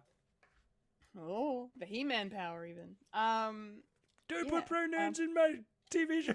Yeah. I can't believe so many fuckwits didn't get that. Did you see that? That's because they're fuckwits, Mike. Is They're it not intelligent. pronouns he, him? It's like, I get it, because he, man. Is he And man? And then, pronouns. You are fuckwits. Yeah, absolute fuckwits. Yes, that was a very clever little joke. Yeah. But no, it looks cool. I'm really excited to see, like, this cast is great. Um, but I'm really excited to see Alison Brie as Eveline. Um, like, that's a great casting choice. She doesn't get to be evil enough, Alison Brie, and she's so good when she gets to be unhinged. I mean, I've seen Together, and I've seen what she can do in Community, and the woman has the range. So please, yes, she's gonna bring it. I'm also looking forward to seeing Idris Elba as Master at Arms. I think that's a really cool casting choice. But the one little asterisk on top of this whole thing, and I'm sure that a lot of people have the same asterisk, and Mike, I think, knows exactly what I'm about to say. So do I. Jared Leto is Skeletor. Jared Leto is Skeletor. We talked about this casting when it was announced last year, and I did have my reservations then. I have my reservations now because they did not show us his voice in this trailer. We do get to see a little bit of Skeletor in action here, and he looks badass. Like, they've, made, it's not a guy in a mask situation. Like, it's a CG rendered face, so it moves as he talks and he smiles and whatever. But it looks really cool, and, like, he's got his staff with the skull with the horns and everything. Like, they've done, like, the Skeletor doesn't have horns. Well, what do they call He has a hood. No, his staff. Oh, his staff. I thought you meant His him. staff. No, Sorry. I said his staff has horns. Yes, his staff has horns. Anyway, looks great. But yeah, he looks cool in this trailer. But yes, they did not give us a taste of what Jared Leto sounds like, because I'm sure we're all aware Skeletor was a big part of, the entire the He-Man meme craze of the aughts, with the whole "What's Going On" dance remix. Yeah, brilliant stuff. And all of us here, if I remember correctly, did watch Kevin Smith's produced Masters of the Universe series on Netflix. That was a great show and done really, really well. And Mark Hamill was fucking Skeletor. So Jared Leto has fucking shoes to fill, right? And he's playing another character voiced by an actor who did Joker as well. I don't know, connections. I look, I will defend him to a degree, but I am really starting to crumble under the weight of Jared Leto hate that I'm feeling from the entire world. So I don't know how this is going to go. I'm still going to watch this movie. I'm sure I will enjoy it for what it is. I think based on this trailer, in summation, it looks like it's going to go either way. It's either going to be really good, or it's going to be and then just kind of whittle away into nothing. He's hoping it does well. Fulya, what did you think of this trailer for Masters of the Universe? I'm not sure. Yeah, fair. To be honest, watching this trailer, I don't know. Like, I get that they're doing this whole where it began and then to where he is now kind of a situation. And the fact that they're trying to make it a bit more modern as well. I'm getting a little thrown off by it though. And so I don't know how well it's going to work, especially because they're going to be telling this story of the fact that they're from the human world to their fantasy world. It's kind of colliding, and they end up going into the human world, and shit hits the fan. I don't know how I feel that story is going to go. I hope it's good. I'm not sure how well it will go. I hope the writing's good. That's another thing. Like, That's one other thing that I'm kind of I'm interested in. And yeah, like honestly, didn't recognize practically anybody. Like I couldn't even recognize Idris Elba as Man at Arms. I was like, who is that? He looks so familiar. Big RoboCop guy with a mustache. Yeah. But yeah, look, I hope it's good for their sake. I really do. But the fact that and this is where, like all the things that I've been hearing on the internet, the fact that Jared Leto's attached to this, everybody's saying it's not going to go well just because of that fact. I really hope that it still does well regardless. I'm just a little concerned about the voice he's going to be putting on. So we'll see what happens. Indeed we will. We will. Mike, all right. Yes. Hit us with your thoughts on this I trailer see he for got Masters nerded up of for the this. Universe. Yes, No, I glasses finally found have them. come out. My eyes were getting blurry. And you'll be surprised at my reaction. I do like this trailer.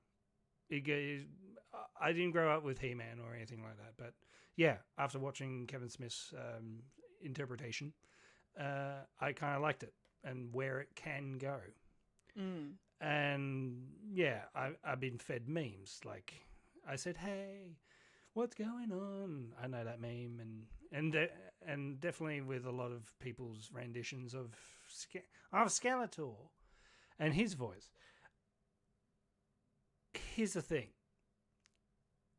if Jared Leto does this the way that I hope he does, I'm not going to mind him playing Skeletor. Okay. I want him to be camp as fuck with this role. I'm talking House of Gucci, I'm in my own movie character. What happened in House of Skeletor. Gucci? It's an average film, yes, but he's really good in it, and like genuinely. But you're right. But Mike's right. He's kind of like all the actors in that movie are here. He's like over here somewhere. I'm over here. Oh. Yeah. But I liked his performance in that. I don't know. But I'm biased. I can't help it. That's the thing. I think that sort of thing would work for this movie. Where everyone's agree. playing it sort of straight, but we're talking 80s, 90s camp villain, like gay-coded as hell. But with that voice. Yep. Skeletor! Hee! That shit, I would want that. And yeah, I have my grievances with Jared Leto. He's a weird dude that sends used condoms to his castmates, and he has a weird sex orgy thing in the desert, whatever, and allegations to boot. But if he does that, I wouldn't mind watching this film for that. If he goes around and becomes, no, I'm serious, Tron Ares sort of shit, it's not going to work. It's not going to work for me. I want this movie for it to have fun, because the premise and all the characters are fucking stupid, and they should be held to that account. Yes, I absolutely agree. Absolutely agree. Like, I love the Kevin Smith Netflix version where they decided, these are real people. It should be Shakespearean. It should be no ounce of irony. I want to have that as well as have irony in this, where it's all crazy and stupid. It's like, whoa, what is this? And Adam is coming into this world. It's like, whoa, what's going on?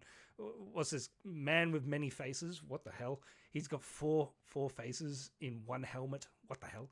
And Skeletor being this big, this muscular skeleton, but with that with that voice. I want that. I do want that. I'm probably more excited for this film than any of yous, and I No, enjoy that. that's awesome. I love that. Yeah. Perfect. So I'm not sure if I should wait until the movie for that voice reveal, but I'll try. And if I do hear it and it's that, it's going to be okay. But I won't know that until it comes out. So when will that be, Kendall?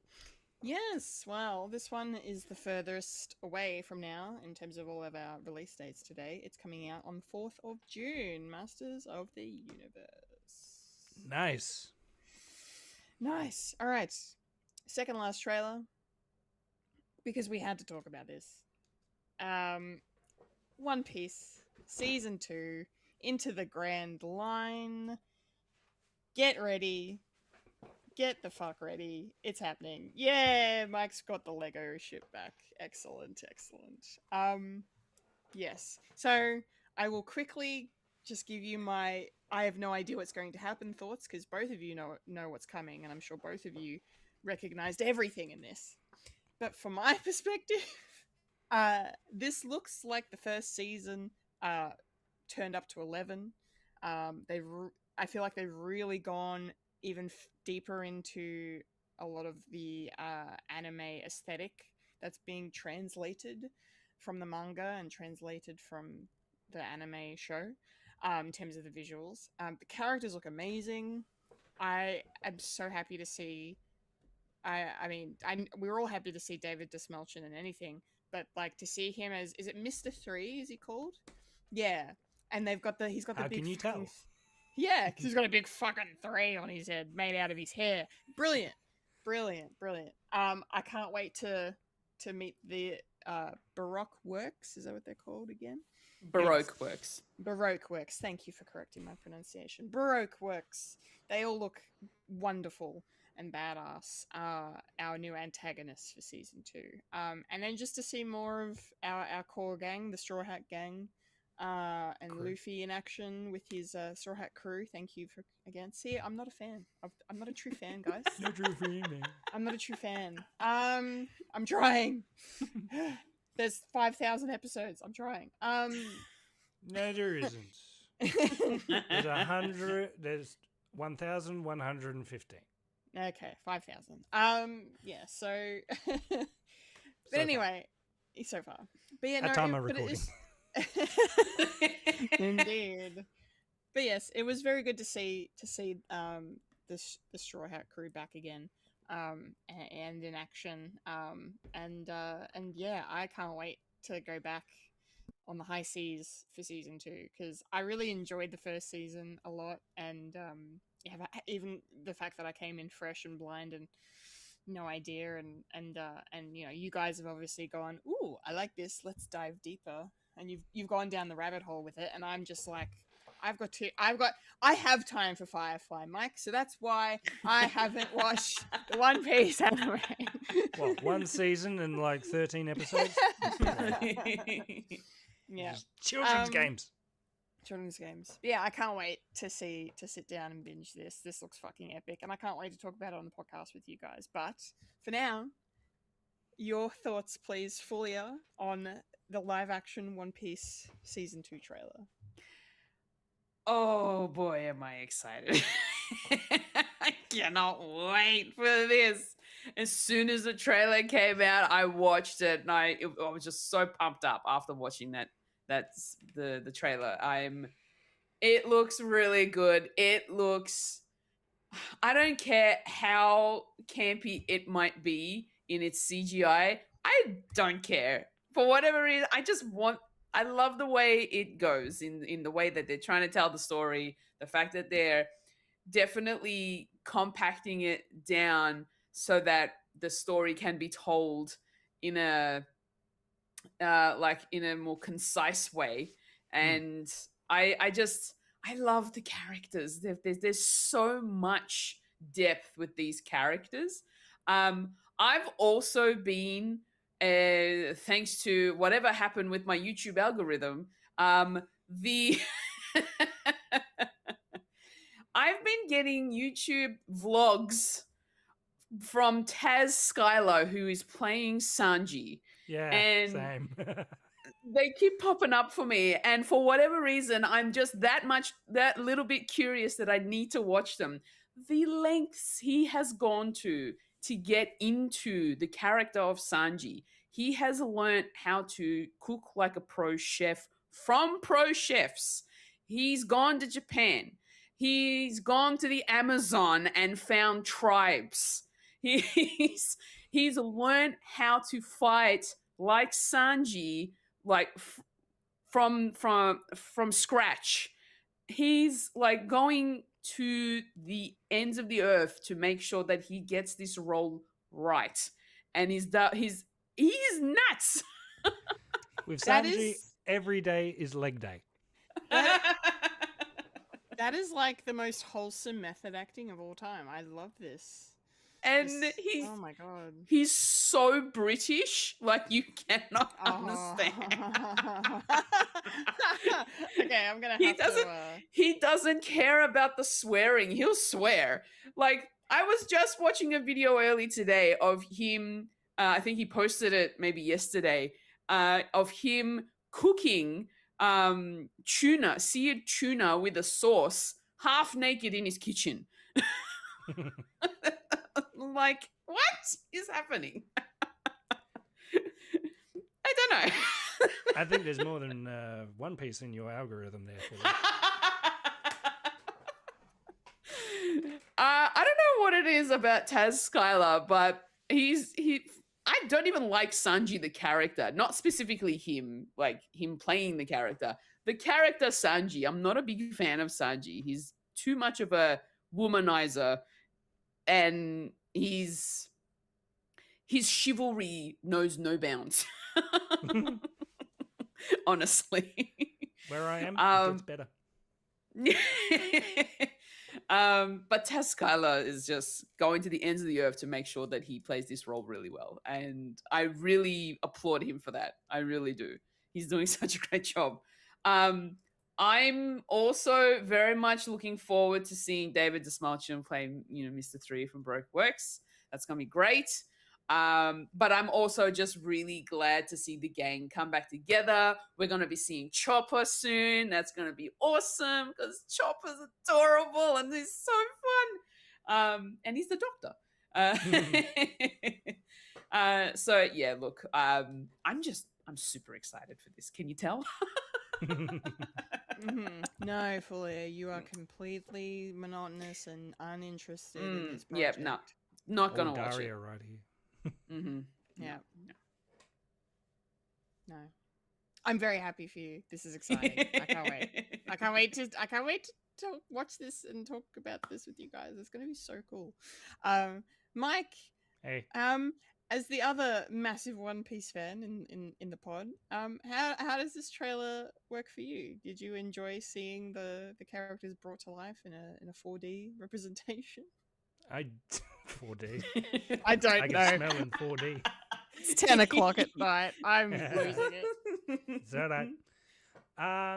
Yeah, in my because me being a 4D. Anyway, all jokes aside, I did enjoy this, and I was trying to remember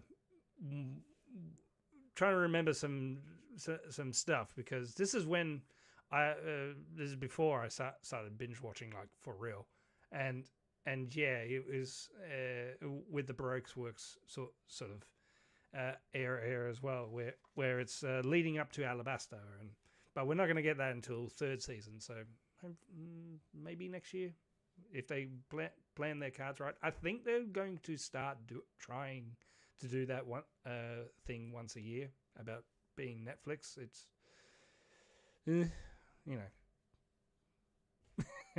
anyway, and yeah, and I think Drum Island's going to be the last thing for this season, and then they're going to do Alabasta for the remainder. Yeah, we're gonna be touching on other people as well, with Smoker and Ace. No, not Ace. Yeah, that comes later. He's season 3. But now that I am where I am, I'm really looking forward to Nico Robin. And when she should we spot no, dang. I like Nico Robin. Thank you. As a character. And coincidentally, because of my algorithm, I found out that Robin's birthday is the 6th of February. That's my birthday. Nico Roberts' birthday is your birthday. Yes, yeah. Could be my favorite character. I don't know. I was going to say something else, but no. I mean, we already spoiled Frankie. Who's this Frankie? Anyway. Oh, it would be great if we get up to Frankie. Oh, how cool would that be? I'm watching it. I'm sort of half watching it as how the hell are they going to do this in live action, and are they going to get to live action this bit? It's like there's a lot. There's a lot really. I'm trying to think without spoiling. I think probably the highlight is probably going to be Chopper, but unfortunately that's at the end of the season, and what he is and what he does and his story, which is heartbreaking. And I'm in two minds of doing. Am I gonna cry? Is Chopper gonna make me cry? Well, with every backstory of these characters, have any of them been happy? Yeah, true. That's you make a good point there. Okay, bracing for tears. Yeah, it's fine. He's an animal. Who cares? Cherry, sort of talking dog raccoon. Yeah, how would that even be remotely resonant? Yeah. That can't be the main character. No. Yeah, so I can't wait for this to be all dropped in the same thing, and I can't really enjoy it because I hate binging, but I'm just going to watch it in one day. I'm going to try. I was thinking of probably like rewatching some of the bits, but I don't know if I got that in time to rewatch a show that I'm watching at the moment. That's weird. That's wild. Come on. Weird. I can watch another 100 episodes in between my episodes that I'm watching. I'm not going to even bother. I started watching the anime because of the live action, so... Same. I thought, I'll just watch it up to what the first season could be about. Yes, I remember that. And then I've never stopped. And then I realize it's going to be a crushing blow when this show actually does finish. And there's no more One Piece to watch or read. Oh boy. I'm going to be unconsolable. Anyway, when is this coming out? Okay, One Piece Into the Grand Line Season 2 will be out on Netflix on the 10th of March. So only a month away until we rejoin with the crew. Sweet. All right, we've got one more trailer to talk about. Okay. In this epic trailer park. Yes, one more little thing, but it's okay because we're going to a galaxy far, far away because the trailer for Maul Shadow Lord dropped while we were away. Oh god, what? I heard Raid Shadow Legends. Oh my god. Anyway. Maul Shadow Lord. Okay, so yes, this is another animated series set in the world of Star Wars, brought to you by Disney and Lucasfilm, now headed up by Dave Filoni. Yeah, I'm really excited to check this out. I don't really know too much about Darth Maul's story. I know obviously he was a figure throughout the Clone Wars series, particularly in the last season. And he's also, of course, in Rebels as well. You know, he exists beyond Phantom Menace. Who knew? And this series apparently is taking place 1 year after Order 66, in 18 BBY. So yeah, and we're seeing Darth Maul trying to reorganize his criminal empire. And yeah, he's going to be our protagonist of the show. So that's going to be a different take for a Star Wars show. We haven't really seen one focused on villains per se. So apart from the obviously the what was it? Tales of the Underworld. Thank you, Tales of the Underworld, and even to a degree Tales of the Jedi as well, kind of focused on some stories to do with the villains in the series. But this is a bigger show. It's his own show. His name's in the title. I'm really glad to see Sam Witwer returning to voice the character. He's of course voiced him throughout all the animated stuff, which is awesome. He's a very talented actor. And yeah, it looks cool. It looks cool. There was some great animation. I really like to see Maul in action here, in some of the scenes where he has, of course, the double-ended lightsaber, spinning bright red, and looking really badass. So, yeah, I'm curious as to how this is going to go. I feel like the track record is good. Like, we loved Bad Batch. We were big fans of that show, and it's made by the same people basically. So yeah, hopefully it will be another good one. But yeah, this is a nice introduction. What do you make of this one, Fulya? Are you interested or excited to watch Maul Shadow Lord? Look, I will say that Darth Maul wasn't really one of my favorite Siths or antagonists of the Star Wars lore. But I know many people out there who are big fans of Darth Maul. So it'll be really cool to see his backstory and a little bit more about what's going on with him after certain points of the Star Wars films. And the fact that Dave Filoni is headlining is just like, if he's involved, we know we're going to get something good. Clone Wars was amazing. Bad Batch was really great as well.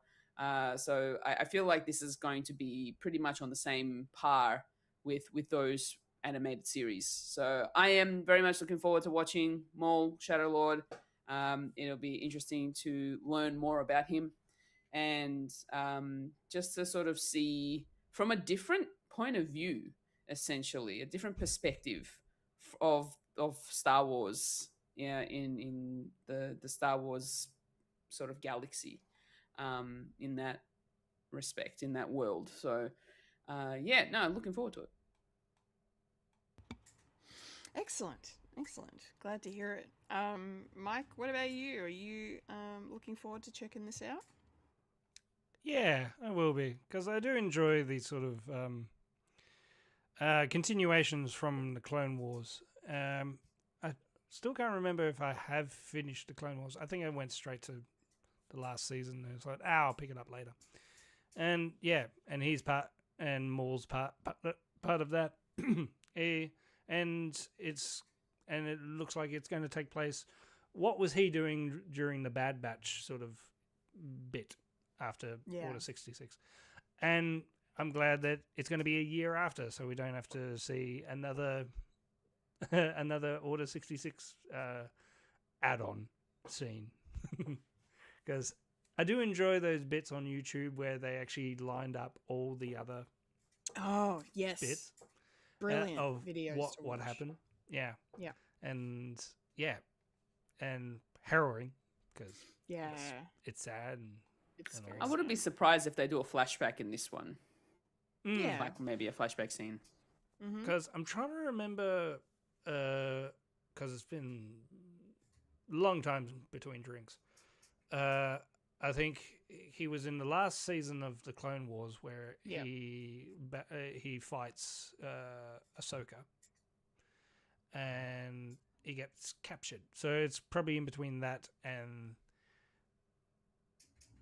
is how he becomes this guy, the Shadow Lord, and it's in between that and the Solo story Stuff, yeah.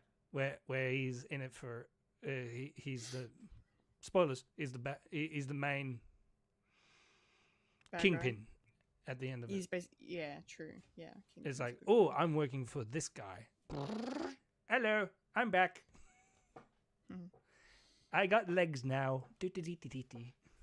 And then and then he turns up in Rebels as and stuff happens in Rebels because I know Fulya has seen that, but Kendall hasn't. That's correct. Yeah. So I'm not going to say what happens to him there. I know his there. end. I know his end. I know how his story ends. Okay. Yeah, so you can talk about that if you want. He does the ultimate scream and then and Obi-Wan gets to avenge his master. Yeah. Yeah. For the And second it looks time. like oh no, that's the wrong wiki page. And Sam Whitaker? Not Whitaker. Whitwer. Yeah. He's been playing him for years. And it looks like Richard, and I looked on the voices, and Richard Adewale is in it, and I thought, I bet you he's playing an android. And lo and behold, he's playing an android. Because British comics always play androids in this universe. Yeah, or American comics with British accents. Alan Tudyk. I mean, he's not really a comic, Ah, yeah. but yeah. He doesn't really count because he is British. Why is he at Death and a Funeral if he's not British? Why is he in A Knight's Tale if he's not British? Yeah, okay. Yeah. Why is he not British? Why does he always do a British person voice? Westleton. Anyway. So when is this coming out? Yes, all right. More Shadow Lord will be dropping on Disney Plus in just under 2 months. For the 6th of April. 6th of April. 2 episodes of being April. released each week until That's an 4th of May. interesting release strategy. Oh yes, of course. You've got to line it up with Star Wars Day. Very smart. The Star Wars Day. The Star Wars Day. Good marketing. Okay. All right. We have 55 minutes to discuss. Hopefully not that long, but we'll see. Because I was going to say, please no. No, I know. I'm just saying because in 55 minutes Yes. we hit 3 hours. It's time for the moment, the section, the segment, the time, the place, the thing, the spot in the show we like to call Popcorn culture. You for Yes. 2026? Yes. It's popcorn culture time, and we are here to discuss a very cool Marvel series that aired while we were away, and that is, of course, Wonder Man. This all dropped at once on Disney Plus, and so you can go and watch every single episode now. It was an easy watch because every episode is like 30 minutes or less, and it's a breeze, and an enjoyable one. If I might add. But yes, so we're not gonna discuss individual episodes, I think, because we would be here for too long if we did that. So I think we might just go with some overall thoughts. Maybe dive in a bit closer with our main characters, Simon and Trevor, of course. Talk about damage control a little bit, maybe. Talk about the studio-esque nature of this show with its inside baseball Hollywood gags. But yeah, let's kick it off with overall thoughts. Oh, and maybe a favorite episode. If you guys have an episode that stood out to you, you want to shout it out. We will discuss that later, so put that in your back pocket for the end of the segment. But I'm going to kick things off with the overall thoughts. And I freaking loved this. I really like this a lot. I think this is probably one of the best Marvel shows they've done. And I don't know if I'm saying that because it is good, and they haven't had a great thing for a while, and maybe I'm just desperate for good content. That I'm just like this is on the pedestal. Hopefully not, but I think it is really good. I genuinely think it's great, and I hope people are watching it. I would love a season 2. I don't know if it's going to happen because, as Mike alluded to earlier, this show falls under the Marvel Spotlight banner, which is what Werewolf by Night was released under. I think Marvel Zombies was released under this, maybe. I still haven't watched that. Shame on me. Echo. Echo was released under the Spotlight banner, you're right. So some of the shows that they kind of drop all at once tend to kind of go, here you are, have all of it. I don't think that does the show a disservice by doing it all at once, but I feel like they could have definitely gotten away with dropping this week to week, or maybe even similar to the Darth Maul release strategy that's going to happen with the 2 episodes at a time. But given the episodes are so short, like, I guess you can, in that sense, get away with dropping it all at once because it's a nice, easy binge. It all flows really well together. It's paced really well. The story is very well told, I think. Like, I liked how a lot of the episodes start with flashbacks, whether it's focusing on Simon as a kid or we get to see Trevor's audition for the fucking Mandarin, which was wild. Suddenly I'm back in 2013 Iron Man 3 mode.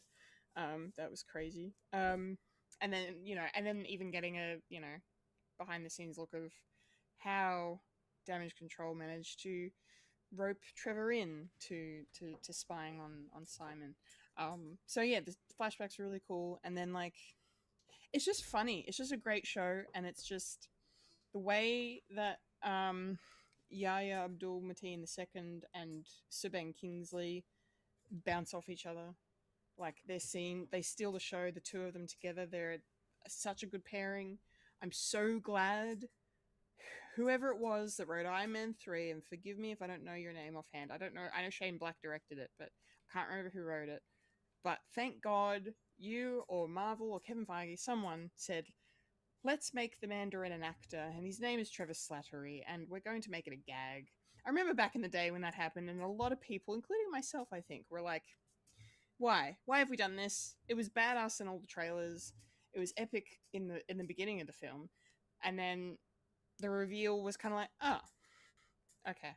But then they did that, Hail to the King one shot that made it seem like, maybe he is the Mandarin, or maybe he is, I don't know, he's definitely working for something nefarious, who knows. And then we see him in Shang-Chi, and it's like, nah, okay, I'm very happy. And then this just takes the Shang-Chi element and then just ramps it up to 512. Like, it's just great. But yeah, I just wasn't expecting the show to be as charming and wholesome and funny, and just tells a great story about these characters, and because I guess there's less superhero fighting and nothing big's happening in the sky really at the end, unless you count him flying off at the end. Spoilers, but no third act fight that is destroying the building. Yeah, there's no third act CG battle, and I think that kind of, if you take that out, it allows you to kind of really explore who these characters are and what they mean to each other and what's their story and what are they about and how do they affect each other. And it's just like, some of the Marvel shows do this and some of them don't. And like, WandaVision had the best of both worlds. WandaVision had the fucking excellent storytelling with Wanda's story and her grief, and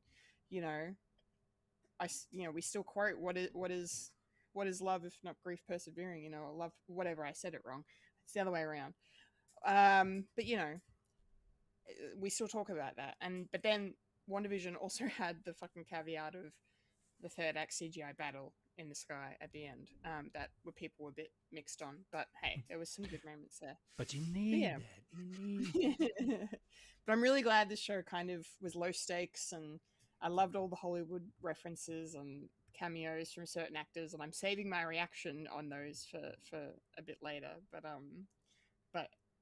yeah, I just what the hell? I love Joe Pantoliano, and he made me happy. Jerry He made me happy. Pants. Joey Pants, man, Joey Pants. That was fucking hysterical.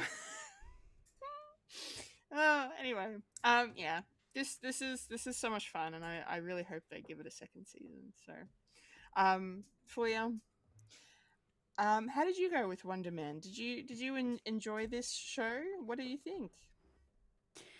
This was kind of like the studio, but from an actor's point of view. It's kind of how I took it, but Marvelified a little bit. I love that this is something that we get to see, kind of like a behind the scenes dramatized version of what it's like to be an actor in Hollywood.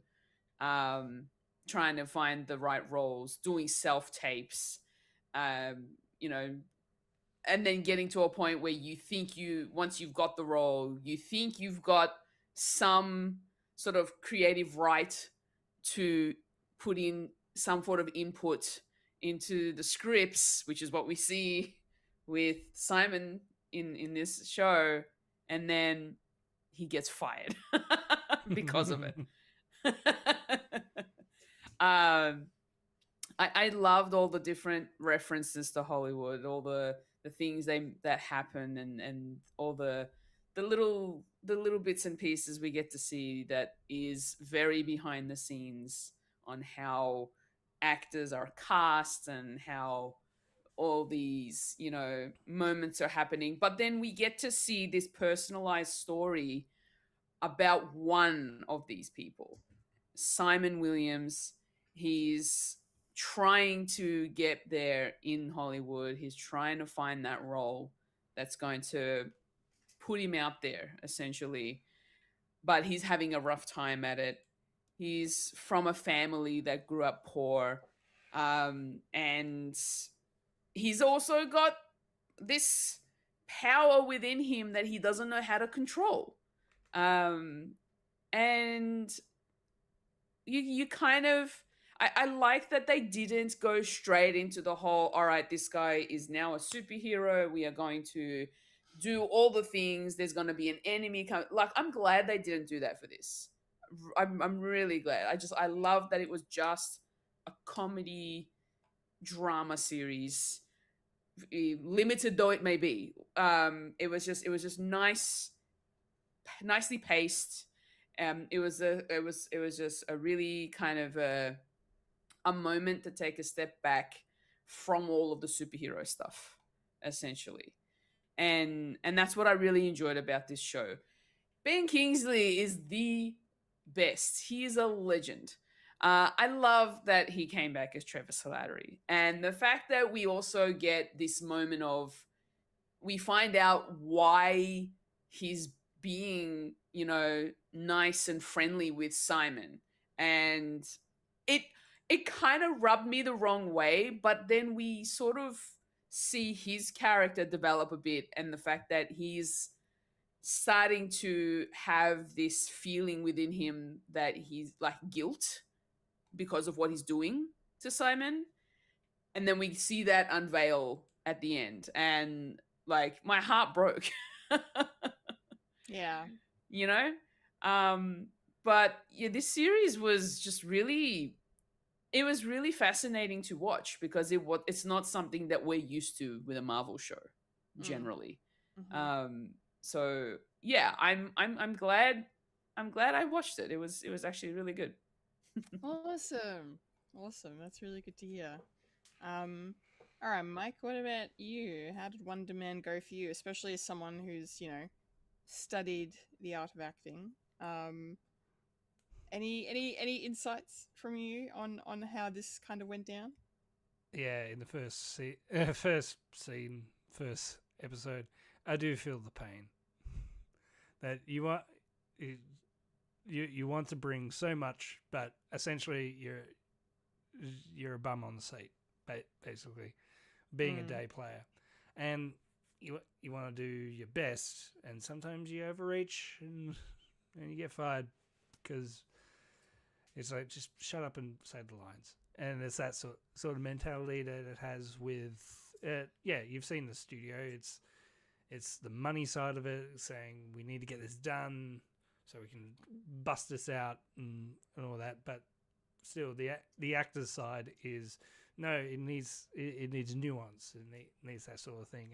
And I do enjoy that sort of story that has its overarching with Trevor and Simon forming like a kingship and a relationship, and the young and the old, and how things used to be and how it's not that now, and everything needs to be like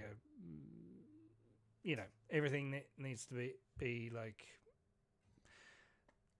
there's like that sort of difference between what needs to be art and what needs to be a profit. And essentially this is what happened with this TV show, where Marvel had no confidence in it.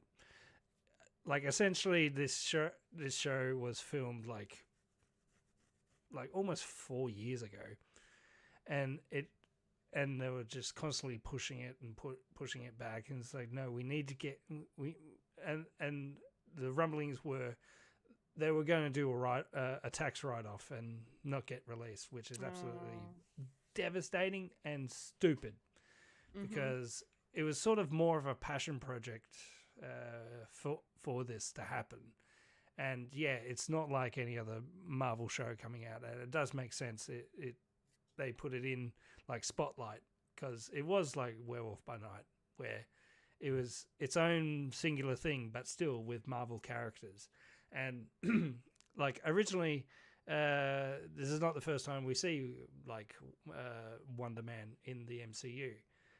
James Gunn tried to sneakily put Wonder Man in it. If you remember, there was like movie posters, and originally it was Nathan Fillion. Yep.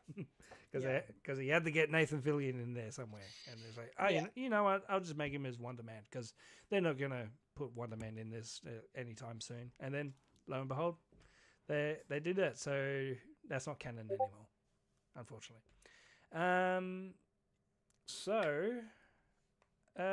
really enjoyed the story, as well as it being very more nuanced. And what if the studio and actor's life, and just a sprinkle of like superhero stuff with it, and also more of an espionage sort of thing with damage control, like in the background, like doing stuff, and you can sort of have your sort of epic thing at the end as well. And I think it was just and it was low stakes, but it was, oh, where do you go from here?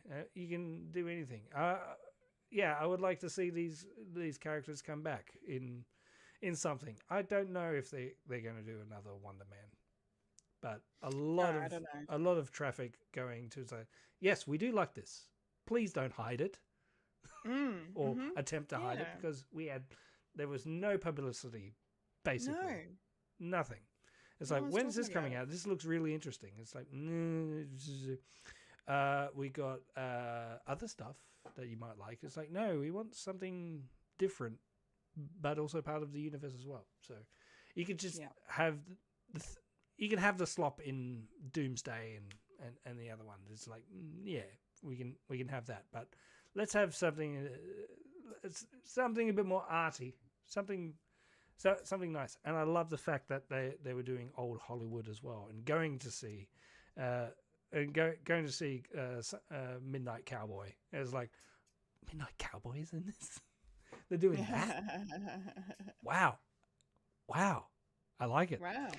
And Trevor Slattery, I was one of the ones that really enjoyed the reveal of the Mandarin not being the Mandarin, because I'm a very political person, and at that time, terrorism was pretty much on everyone's mind, and I think the best thing is say, well, the evilness that you see on TV, it isn't that real. It's more of who can we make as the bad guy, and I kind of like that. And yeah, people complained, and then they changed tactic, and the Mandarin is actually someone else, a real person, and they tweaked it a little bit. It's not the Fu Manchu, Yeah. the racist depiction of whatever.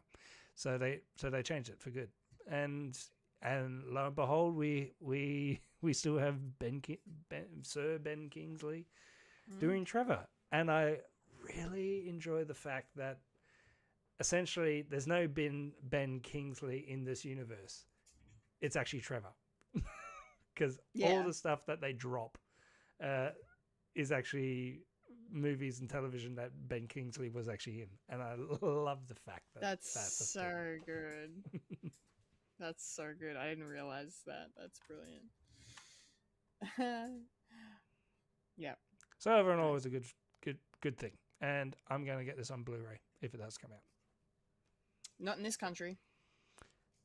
Who said I was going to get it from this country? That's right. There's a thing called Universal Players. Anyway. Yes. Okay, cool. So let's go a little deeper with Simon. As we've all kind of mentioned and stuff, I mean, like I said before, I really liked Yaya's performance of him. Especially because, like, when I think of him, I think of Aquaman, Black Mamba, that character, very much more of a the DC's attempt to do a Killmonger sort of character, and his performance in it was great, but the writing didn't meet him there, and I think in this show, they meet perfectly. This was a great casting choice. He's really, really good, and you guys have already mentioned the American Horror Story intro to him, with him being this day player on American Horror Story, and he's giving his all, and he gets fired because they find him too annoying and interfering with the writing. And I loved watching it though, because I'm just like, how good to see someone creative so passionate about what they're doing and giving such a damn about how it comes out. And it just like there's that expression, there are no small parts, right? And I just felt like his character was really trying to embody that, and I found that really sweet and endearing. So you immediately you really like him, I think, based on this. But you do kind of also go, okay, buddy, maybe read the room a little bit. Maybe just, the other saying, time is money. Time is money, exactly right. But I kind of liked how the show with his character was they sort of bookended his story with, like, when he's on his way to set here, he's walking across, and then someone zips past on a golf cart, and he's like, why don't I get a golf cart? And he's like, oh, they're not for day players. You're a day player. And then at the end of the movie, he's Wonder Man. He's on set.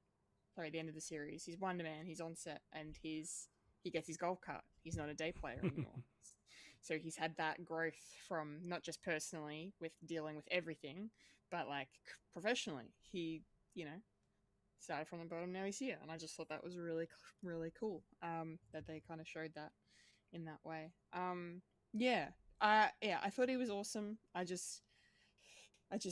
really just want more of him, and then, like, just the stuff with his family was like that added layer of, like, okay, he's coming from an immigrant background, poor, and he just wants to do the right thing. He lost his dad when he was young, and that obviously affected him, and his dad clearly had a lasting impact. The fact that we see so many, like, I think 3 of the flashbacks are dedicated to his dad taking him to the movies to see the original Wonder Man. Like, it's very important in his story, and I really liked how they, by the end, when we see the movie being, premiered, and he's, his brother's there, and his brother's crying, and earlier in the show we meet Eric. He's a complete dick. He's that typical like brother who's like, Older brother. you know, yeah. you shouldn't be in acting. You should get a real job and like actually make some real money, and you know, and stop, you know, being the black sheep of the family, and blah, blah. You know, like we hated him. It's fair to say, but you know, by the end, he's fucking watching his brother, and he's talking about how, like, you know, he doesn't badmouth him to Kathy Friedman when she comes to, you know, comes a calling to get the dirt on Simon Williams. You know, like I'm glad they did that, but then part of me is also like, is he proud of his brother because it's his brother and he's happy for him, or is he only proud of him because he's done something worthy of the brother's attention? I think that's more of a negative lens to put on it. I don't think it is that, but you know, an interesting alternate way to look at it. And anyone and then, laughed when they said Kathy Freeman? Yeah, well, I know, because like, you know, we're all thinking about, you know, the legendary sprinter in our country, Kathy Freeman. Was that? Wait, what? Kathy Freeman. Yeah. And then like, yeah, Simon dealing with his powers, and I loved.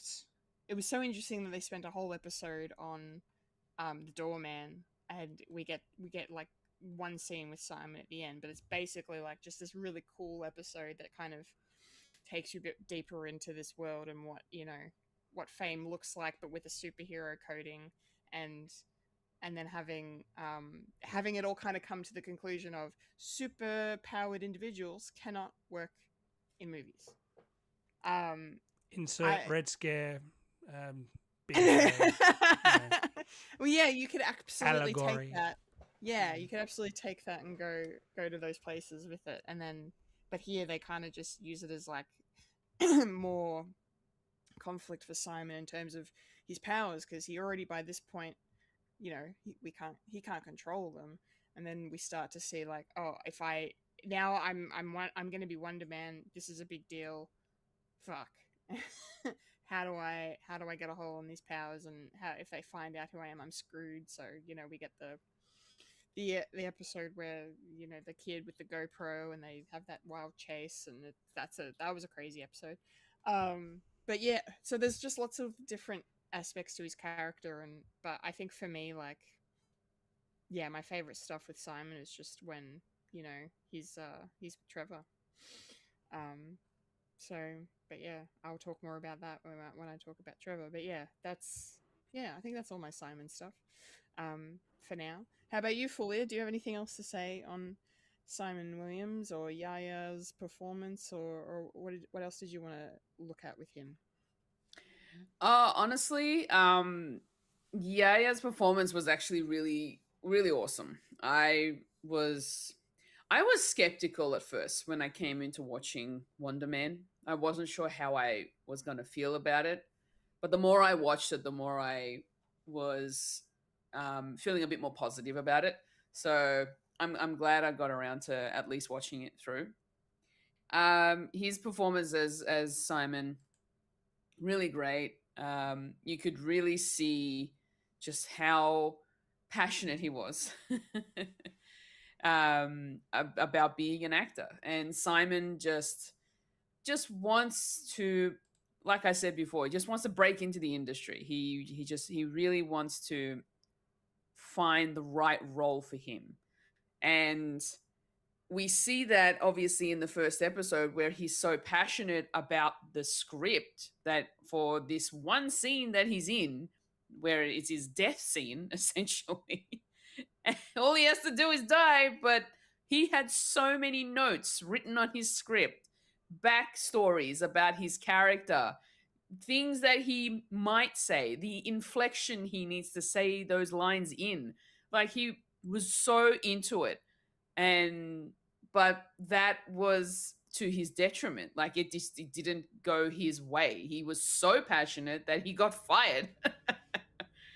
And that was unfortunate for him because, you know, in the industry, if once things are written up and you go straight to production, you don't want to have to make changes, you know, unless unless the writer or the director says so, and it's not really up to the actor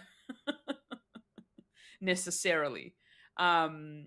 So yeah, it was really sort of nice to just to see Simon's story being played out like this, and the fact that he also loves his family. He really loves his family. He loves his mum. He knows that his brother is trying to look out for him, but at the same time, and I kind of feel this because of my own family and the fact that he's doing something more artistic, whereas his brother is doing something that's more logical, tangible, stable, income is coming through. He doesn't have to worry about money too much. He's got his own business. So, it's interesting because I also relate to that in the sense that my family was also similar with me when I was studying multimedia at uni.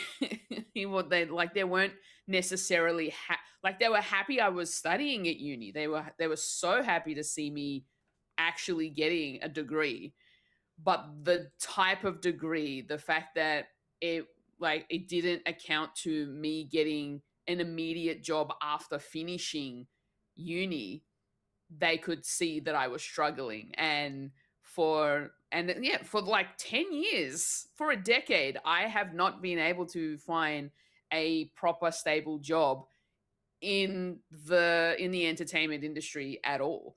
I've only just recently gotten into some broadcasting work that I was lucky enough because of networking, because of finding other people who have been working in the industry and all that sort of stuff. So it's like my parents, my mum has been very supportive, my dad not so much, but only because of money. And I can see that in Eric, and Eric was also the same. He's like, you're not getting money, you're broke, what are you doing? Come and work for me.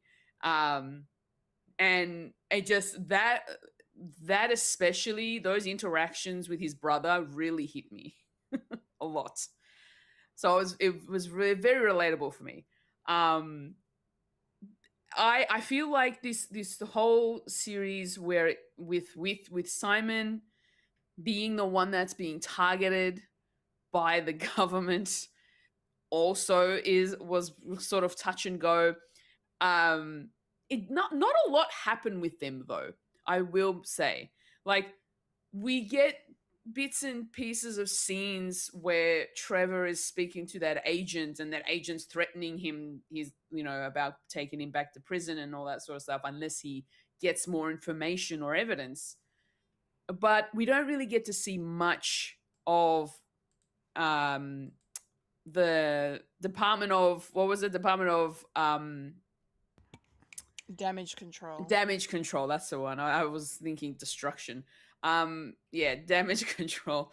And yeah, it's like Simon, he knows that if he does something wrong, if his secret goes out or is revealed in some way, he knows he's going to get caught by the government. But my heart broke when he was betrayed by a person he thought he trusted. Yeah. So yeah, like Yaya did such a great job throughout this whole season, and I really enjoyed his performance as Simon. Yeah. It's excellent. He's excellent. Thank you, Fulya. That was awesome. Thank you for sharing that personal of course, connection there. Yeah, that's awesome. And yes, part of me definitely relates to that a little bit too. Yeah. Mike, what about you, the actor of the pod, as well, as I already mentioned? Yeah, how did Simon Williams work for you? What other thoughts do you have to share about him? I do like the fact that this is the going until you make it story, and it starts off with him doing like the jobs that keep you afloat, and showing that even with that he wants to do more and he can't get himself out of his way to do the job, because he will not do it half-assed. And then it leads to him being with Dire Straits to actually go above and beyond and discovering, I want to do this. Why haven't I been offered the role to this? Because of things. So he gets out of his way to actually do that. So he's actually fighting for this role because it means a lot to him. Not knowing that it's a ploy, unfortunately. But then by the end, he decides, well, I have this now. I'm fulfilled. I'm going, and now that I'm going to be truly who I am, I'm sure I can be the actor that people want me to be, or I can be the real Wonder Man. And so I'll throw that away to save my best friend out of prison.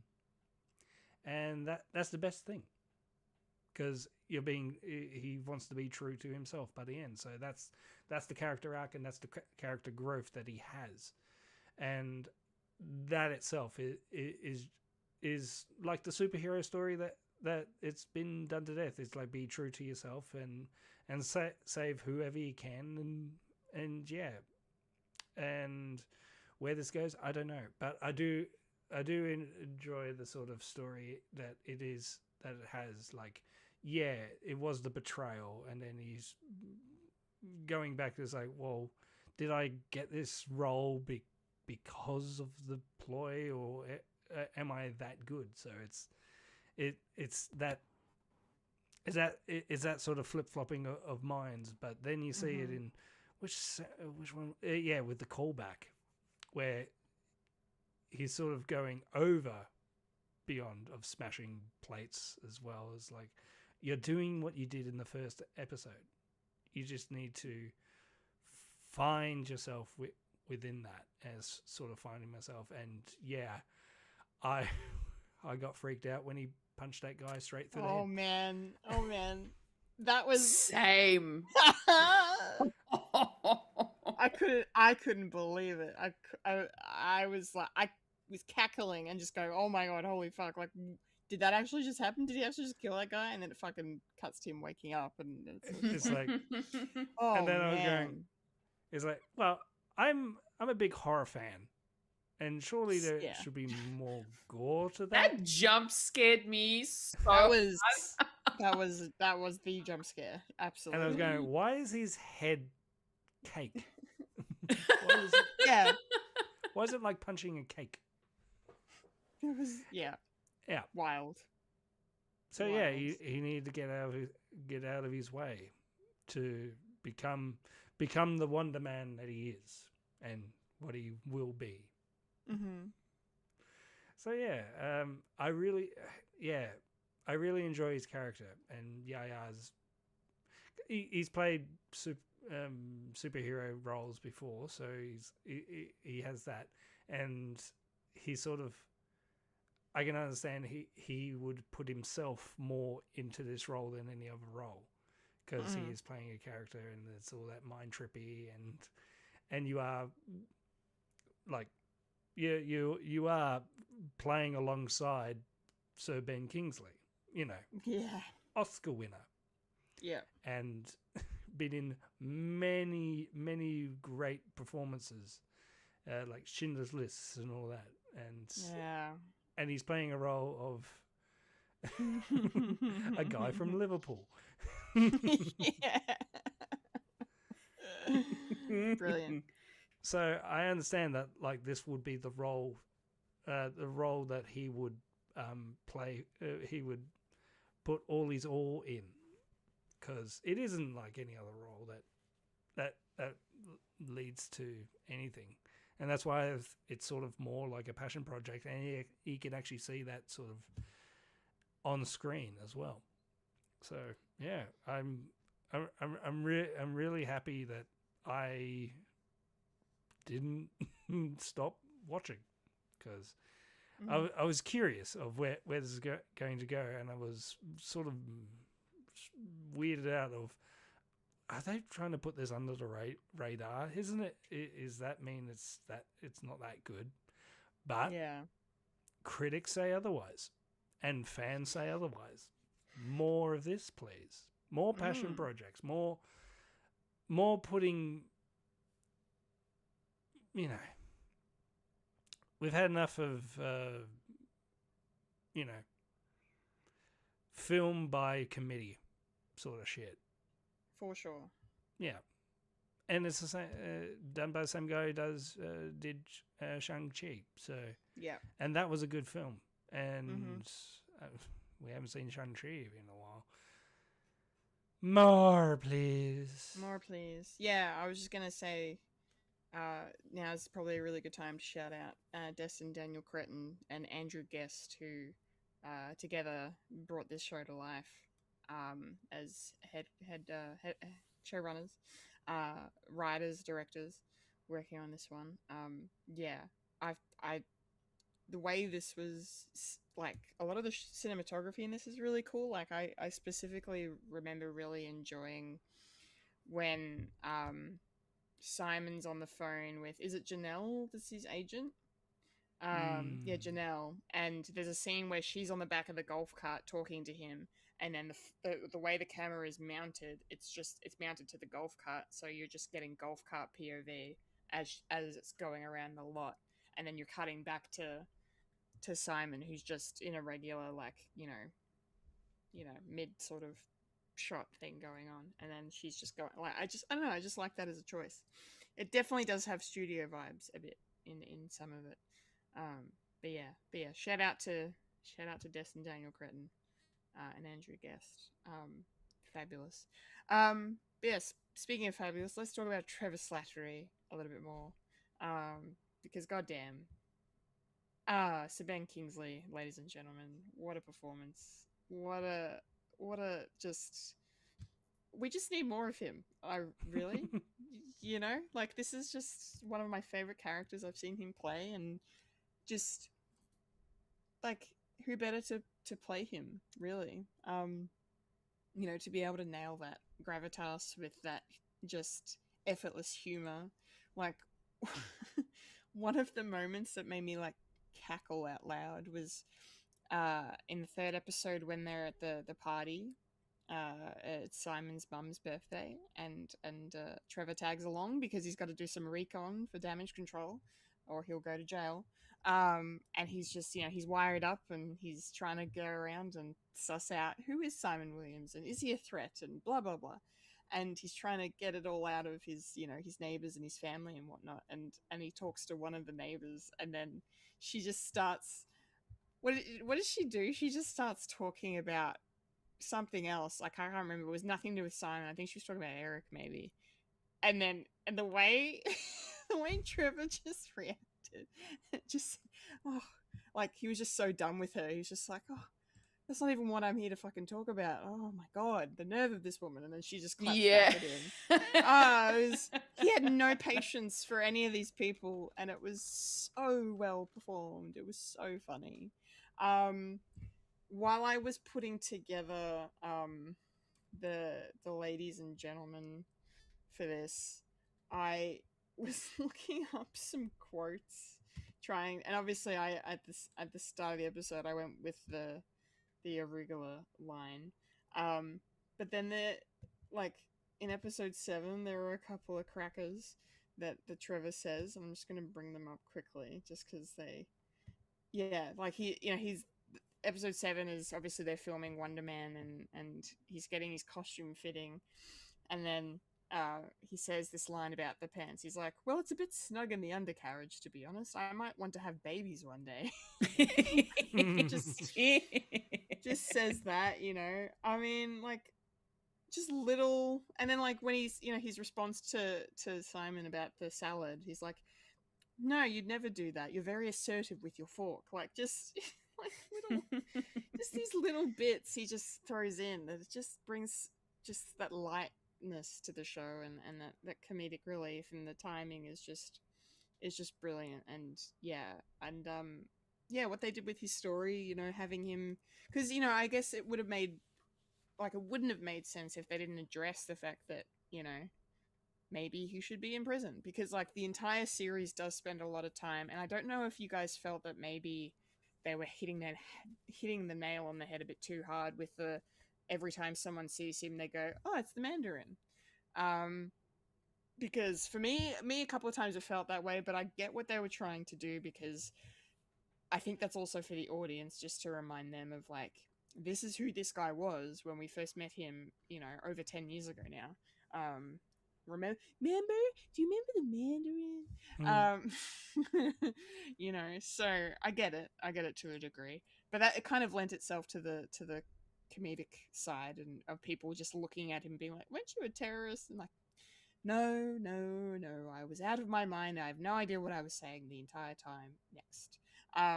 Yeah, so that was kind of fun. But yeah, I liked him, the way he played off with the guy at Damage Control, whose name escapes me as well.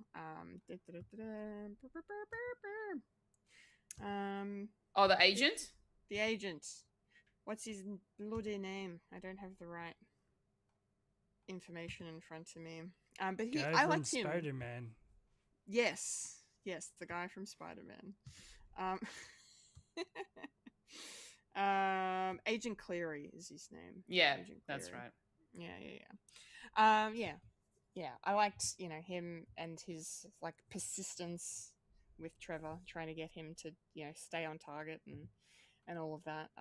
But and then just the way the story begins of like, Trevor just, trying to mentor Simon a bit, and it obviously starts out of a need for self-preservation because he doesn't want to go to prison again, and then how that, like you guys have mentioned, develops into that, that bond, two of them together that they form. And we see that moment at the end of episode 3 where he takes off the recording device and he breaks the SD card because he's like, no, this is my friend, I'm not doing this to him.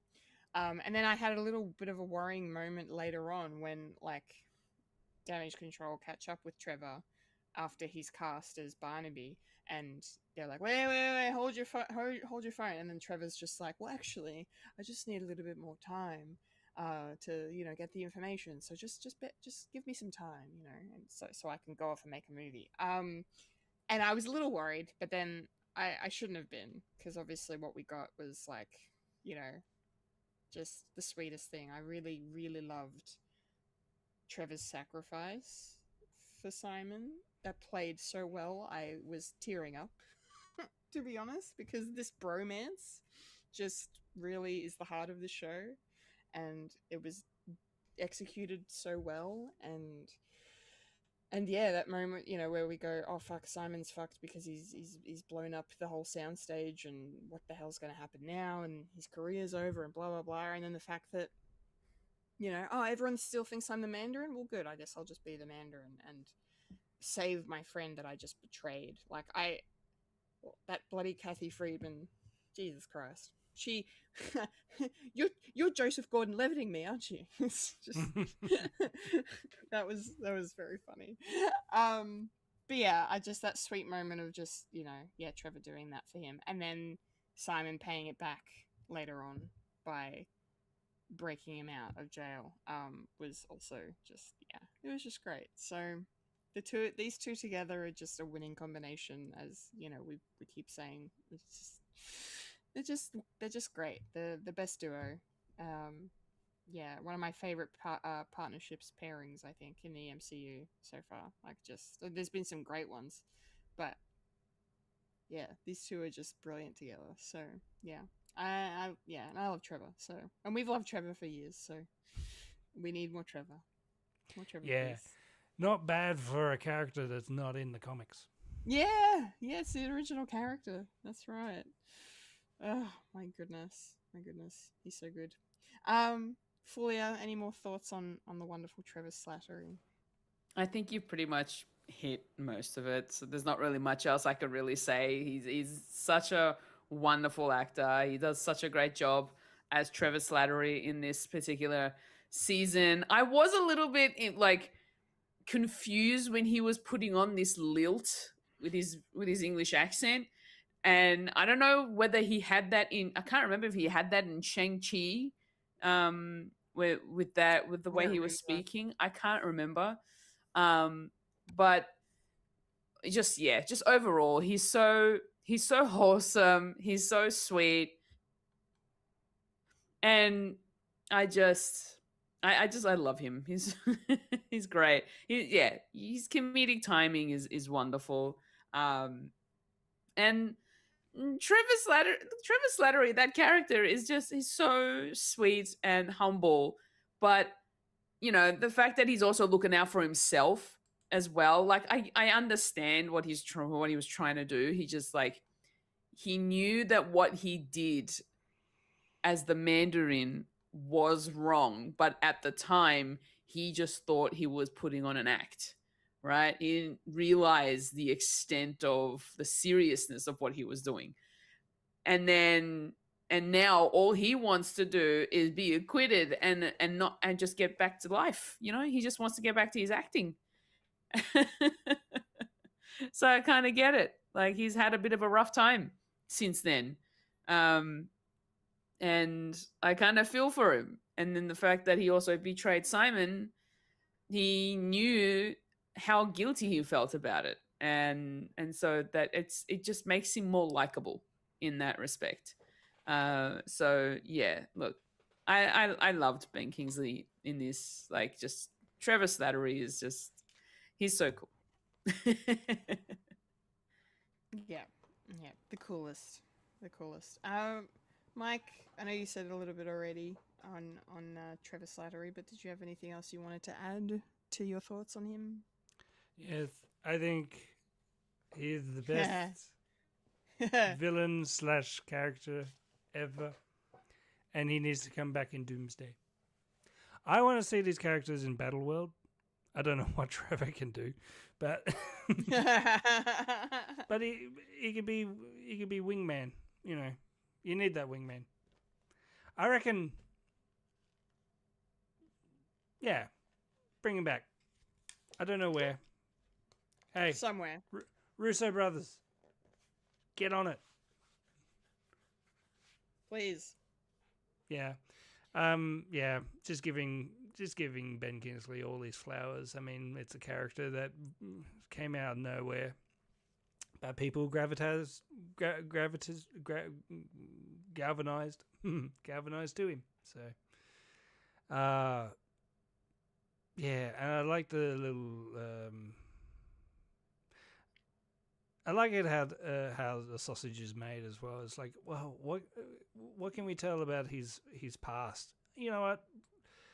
Grab his IMDb of Ben Kingsley, just put it in. I just love that fact that there is no Ben Kingsley in this series, but there is Trevor from Liverpool. From Liverpool. And there's no more Josh Gad anymore. Yeah. Josh Gad is just MIA. That was crazy. That was so funny. Yeah. That was really funny and unexpected. J-Gad. J-Gad. J-Gad. Oh, brilliant. All right, shall we start to wrap things up by talking about our favorite episodes, if we have one?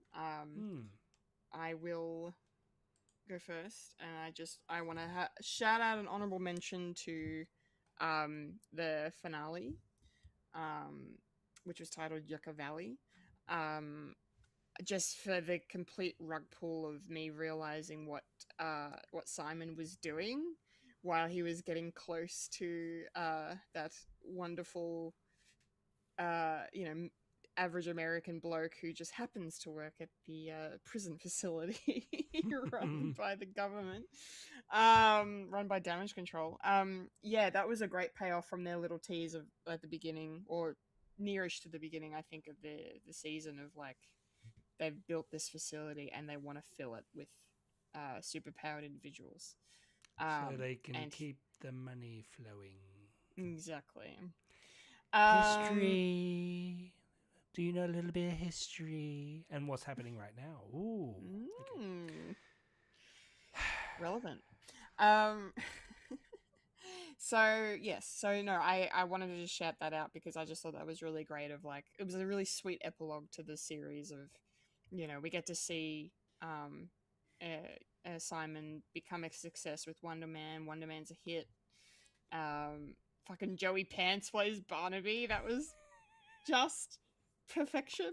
Like actual, like if you look up perfect in the dictionary, you will see a picture of Joey Pants as Barnaby. Like Hey. legit. Can I just say, I'm a little bit of a defender for Baby's Day Out. No, I will agree. I love that film as a kid. Yes, Mm. I love that film as a kid. I need to. I really want to rewatch it now because I don't remember it, but I remember It's not enjoying cinema. it. That's all right. I completely forgot Joe Pantoliano was even in that movie. But it was great that he had multiple posters of that film on his walls in his house. Because it's a Disney film. Yeah. You can't have the Matrix because No. Warner Brothers. No, you're not allowed to. No, that's the enemy. But no, I just quickly, before I segue from that, I just quickly wanted to say that yes, we get that ending, and then we just cut forward to what we think is Simon, going undercover and doing that thing that actors do. They go and live in these real Method acting. sort of methodish. They or You just said researching their characters and who they're going to play, especially if they're playing a real life person or like a real type of environment that you could embody or whatever. So I thought that was really good that they set that up, and then I don't know if you guys got it earlier than I did, but I didn't get it until they started heading to work, and then I went, oh, that's what we're doing. I kind of figured that too around that point. Yeah, and then just Trevor holding on to Simon like a damsel in distress was just great. It was really lovely. The one thing I wasn't expecting was that Simon has finally figured out how to use his powers. Absolutely, yes, to his was advantage. Great. Yeah, that was a really cool, and then like the reveal of him flying. Yeah, it was great. It was a really great end to the show. Which is why it gets a very close second for me. But I think for my favorite episode is the one I enjoyed the most, and that's episode 2, Self Tape. Because it was a wild ride through LA. And just this struggle of Simon trying to record a self-tape, being like, okay, you've auditioned for Wonder Man, but now you need to also show your chops here with another audition that the same casting agent will see, and then if they see your self-tape, then maybe that helps you with Wonder Man. So he has to audition for this indie film that we never hear about again in this series, which is great. But no, I just love this. Like, he can't do it at home because there's bad juju at home. He's thinking about his ex and what they, she used to help him with the taping, and now she's gone, and it's just like, and he breaks the wall, and then, Damage Control decide to, kind of take advantage of the situation and get Trevor to offer his services, which was done in a hilarious fashion of like, he's just texting me asking for help. I'll just, and like, what are you doing? Oh, I'm not going to reply straight away like I'm desperate for attention. No, I'm just gonna let it sizzle for a second, let it simmer before I text him back. Otherwise, it doesn't work. Yeah, very funny. And then just that journey of them, like, going from place to place, just to find somewhere that's going to work. And then the fact that we end up at Joe Pantoliano's house on the Pacific Coast Highway, looks like a Malibu area sort of LA, and just when they open the door and oh man, it was great. I was so happy. I was like, this is brilliant. We've actually got Joe Pantoliano here. After he bad-mouthed him in that fucking in the anyway, it was great. Yeah, it was awesome. I was laughing my ass off the whole time. It was so funny. And then just Joey Pants just being like that kind of, actor who's clearly a household name to some people, but like really just going hard in that and thinking he's the shit a little bit too much. And then I really loved that scene where it just culminated and they called him on his BS about like acting is whatever he says, like he just sounds like a pompous asshole. And then Simon, the fact that it was Simon that called him on it was awesome. And he kind of stood up for Trevor a little bit in a way, and it was just lovely. But I was also really glad that like Joey Pants wasn't a even bigger asshole after that, because he totally could have gone down more like, well, fuck you too, fuck, I was just trying to help you, I was just trying to impart my wisdom. He doesn't do any of that. He just kind of he just immediately no go on, and he does the actor thing. Why didn't I get called? That's exactly perfect. I mean, do you know the joke of how many actors does it take to screw in a light bulb? Oh no, how many? 10. 1 to screw in the light bulb, and 9 to say they could have done better. Brilliant.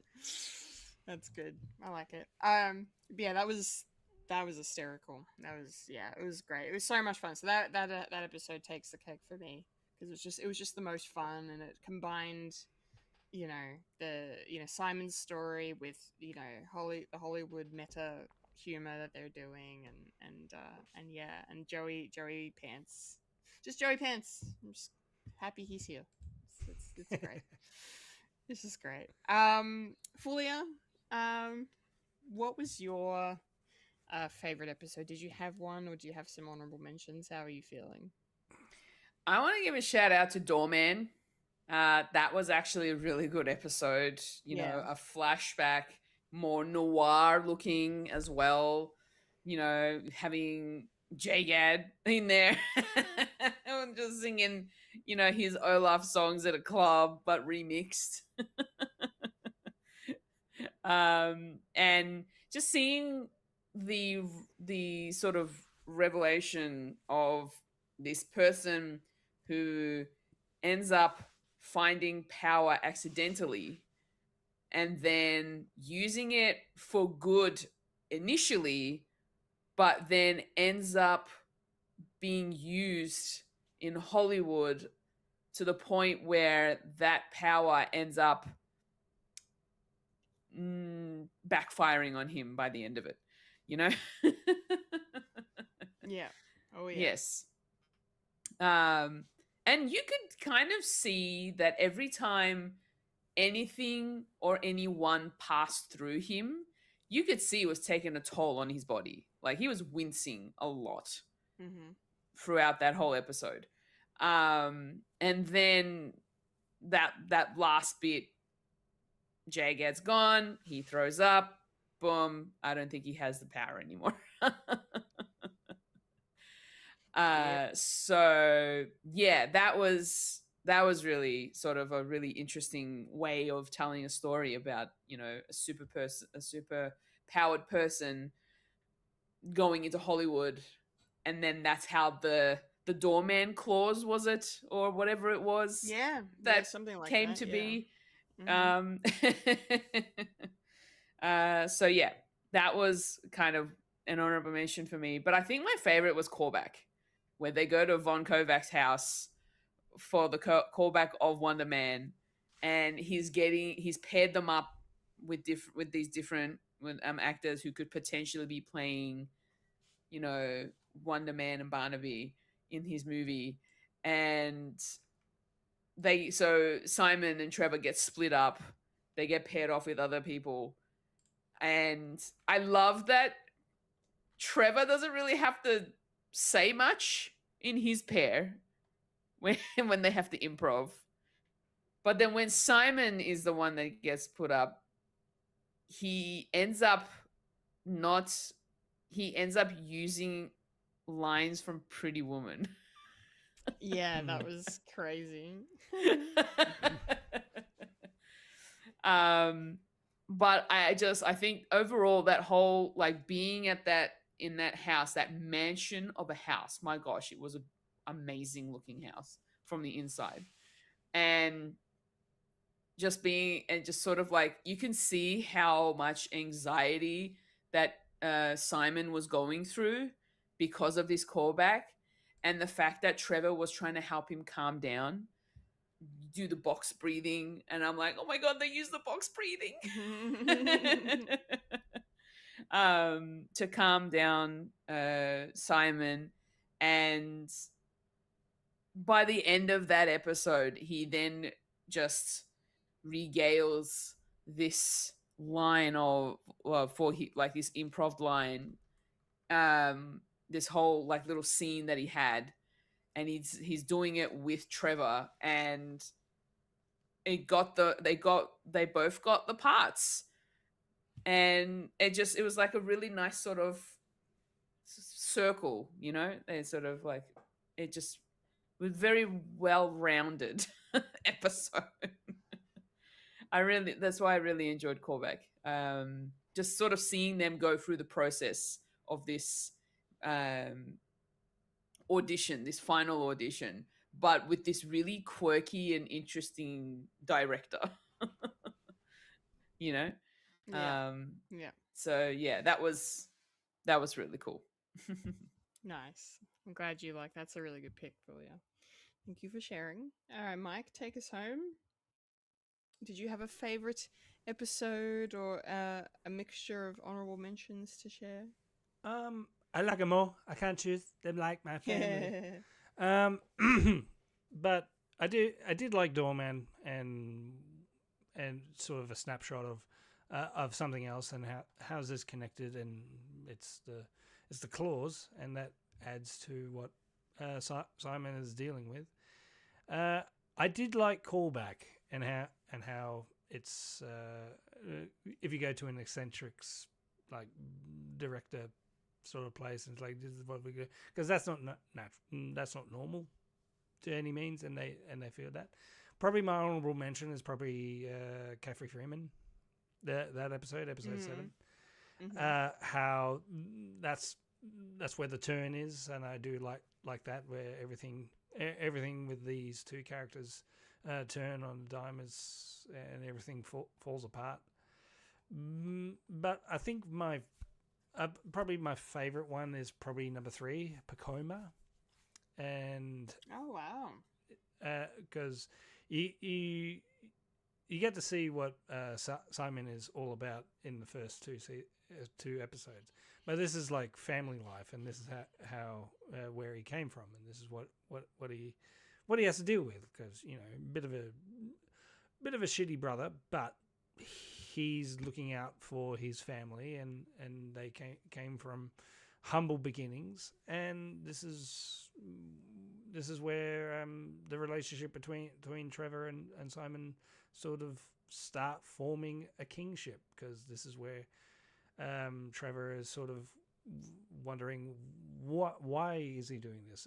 Am I doing the right thing? And that's why he destroys the tape at the end, and then the absolute pinnacle of the ending of the callback the call comes in, and they're both considered the two roles, and then where it goes from here is like, who knows. And yeah, I kind of like the number 3. I kind of like number 3 for it being like the family side of it, and how the characters sort of deal with that sort of like the culture shock. It's like we just learned what Hollywood and LA sort of is, and how the sausage is made with the TV shows and all that. But this is the more grounded sort of where does Simon come from, and it's this sort of thing where he's brought up with memories of his dad and mum, who's English isn't her first language, so there's a bit of culture there that's a little bit unknown to most people. I thought it's, you just go to LA. It's like, who cares where you come from? You need to care where you come from because that's where your building blocks are. And yeah, and Trevor's. And Trevor gets a bit of a character growth here, and not just being a one-sided comedic character like he was sort of formed to be. Because when you first find out he's the Mandarin, and then all of a sudden he's just some actor, where do you go from here? It's sort of this. Like, I do like him in Shang-Chi, but he was sort of still the one note. This is where it's more to do with me sort of enduring his character from his past. We get to know more about this character that's not in the comics. Remember that our favorite characters are not in the comics. They're made up for the show. And yeah, this is where I go. This is sort of where the turning point is. Like, ooh, I think I like this show. This is where it sort of starts, and then it's just steamrolls to, I think this is the best show, the best Marvel show. I mean, yeah, I do like my Loki. I do like my WandaVision.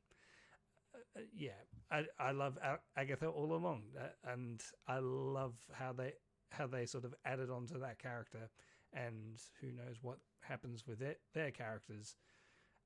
I hope they come back in Vision Quest. So, and the two brothers sort of meet each other, and yeah, sweet, love it, love the connections. But this one's self-contained, and I love it also. So yeah, this is probably my favorite because this is where I decide, yeah, I'm going to plant my flag. Best TV show, and damn you for trying to hide it for me. Yeah, that's right, Marvel. Take that. Yeah. Cop that. Yeah. Maybe I won't watch anything else. I'll be too busy watching One Piece.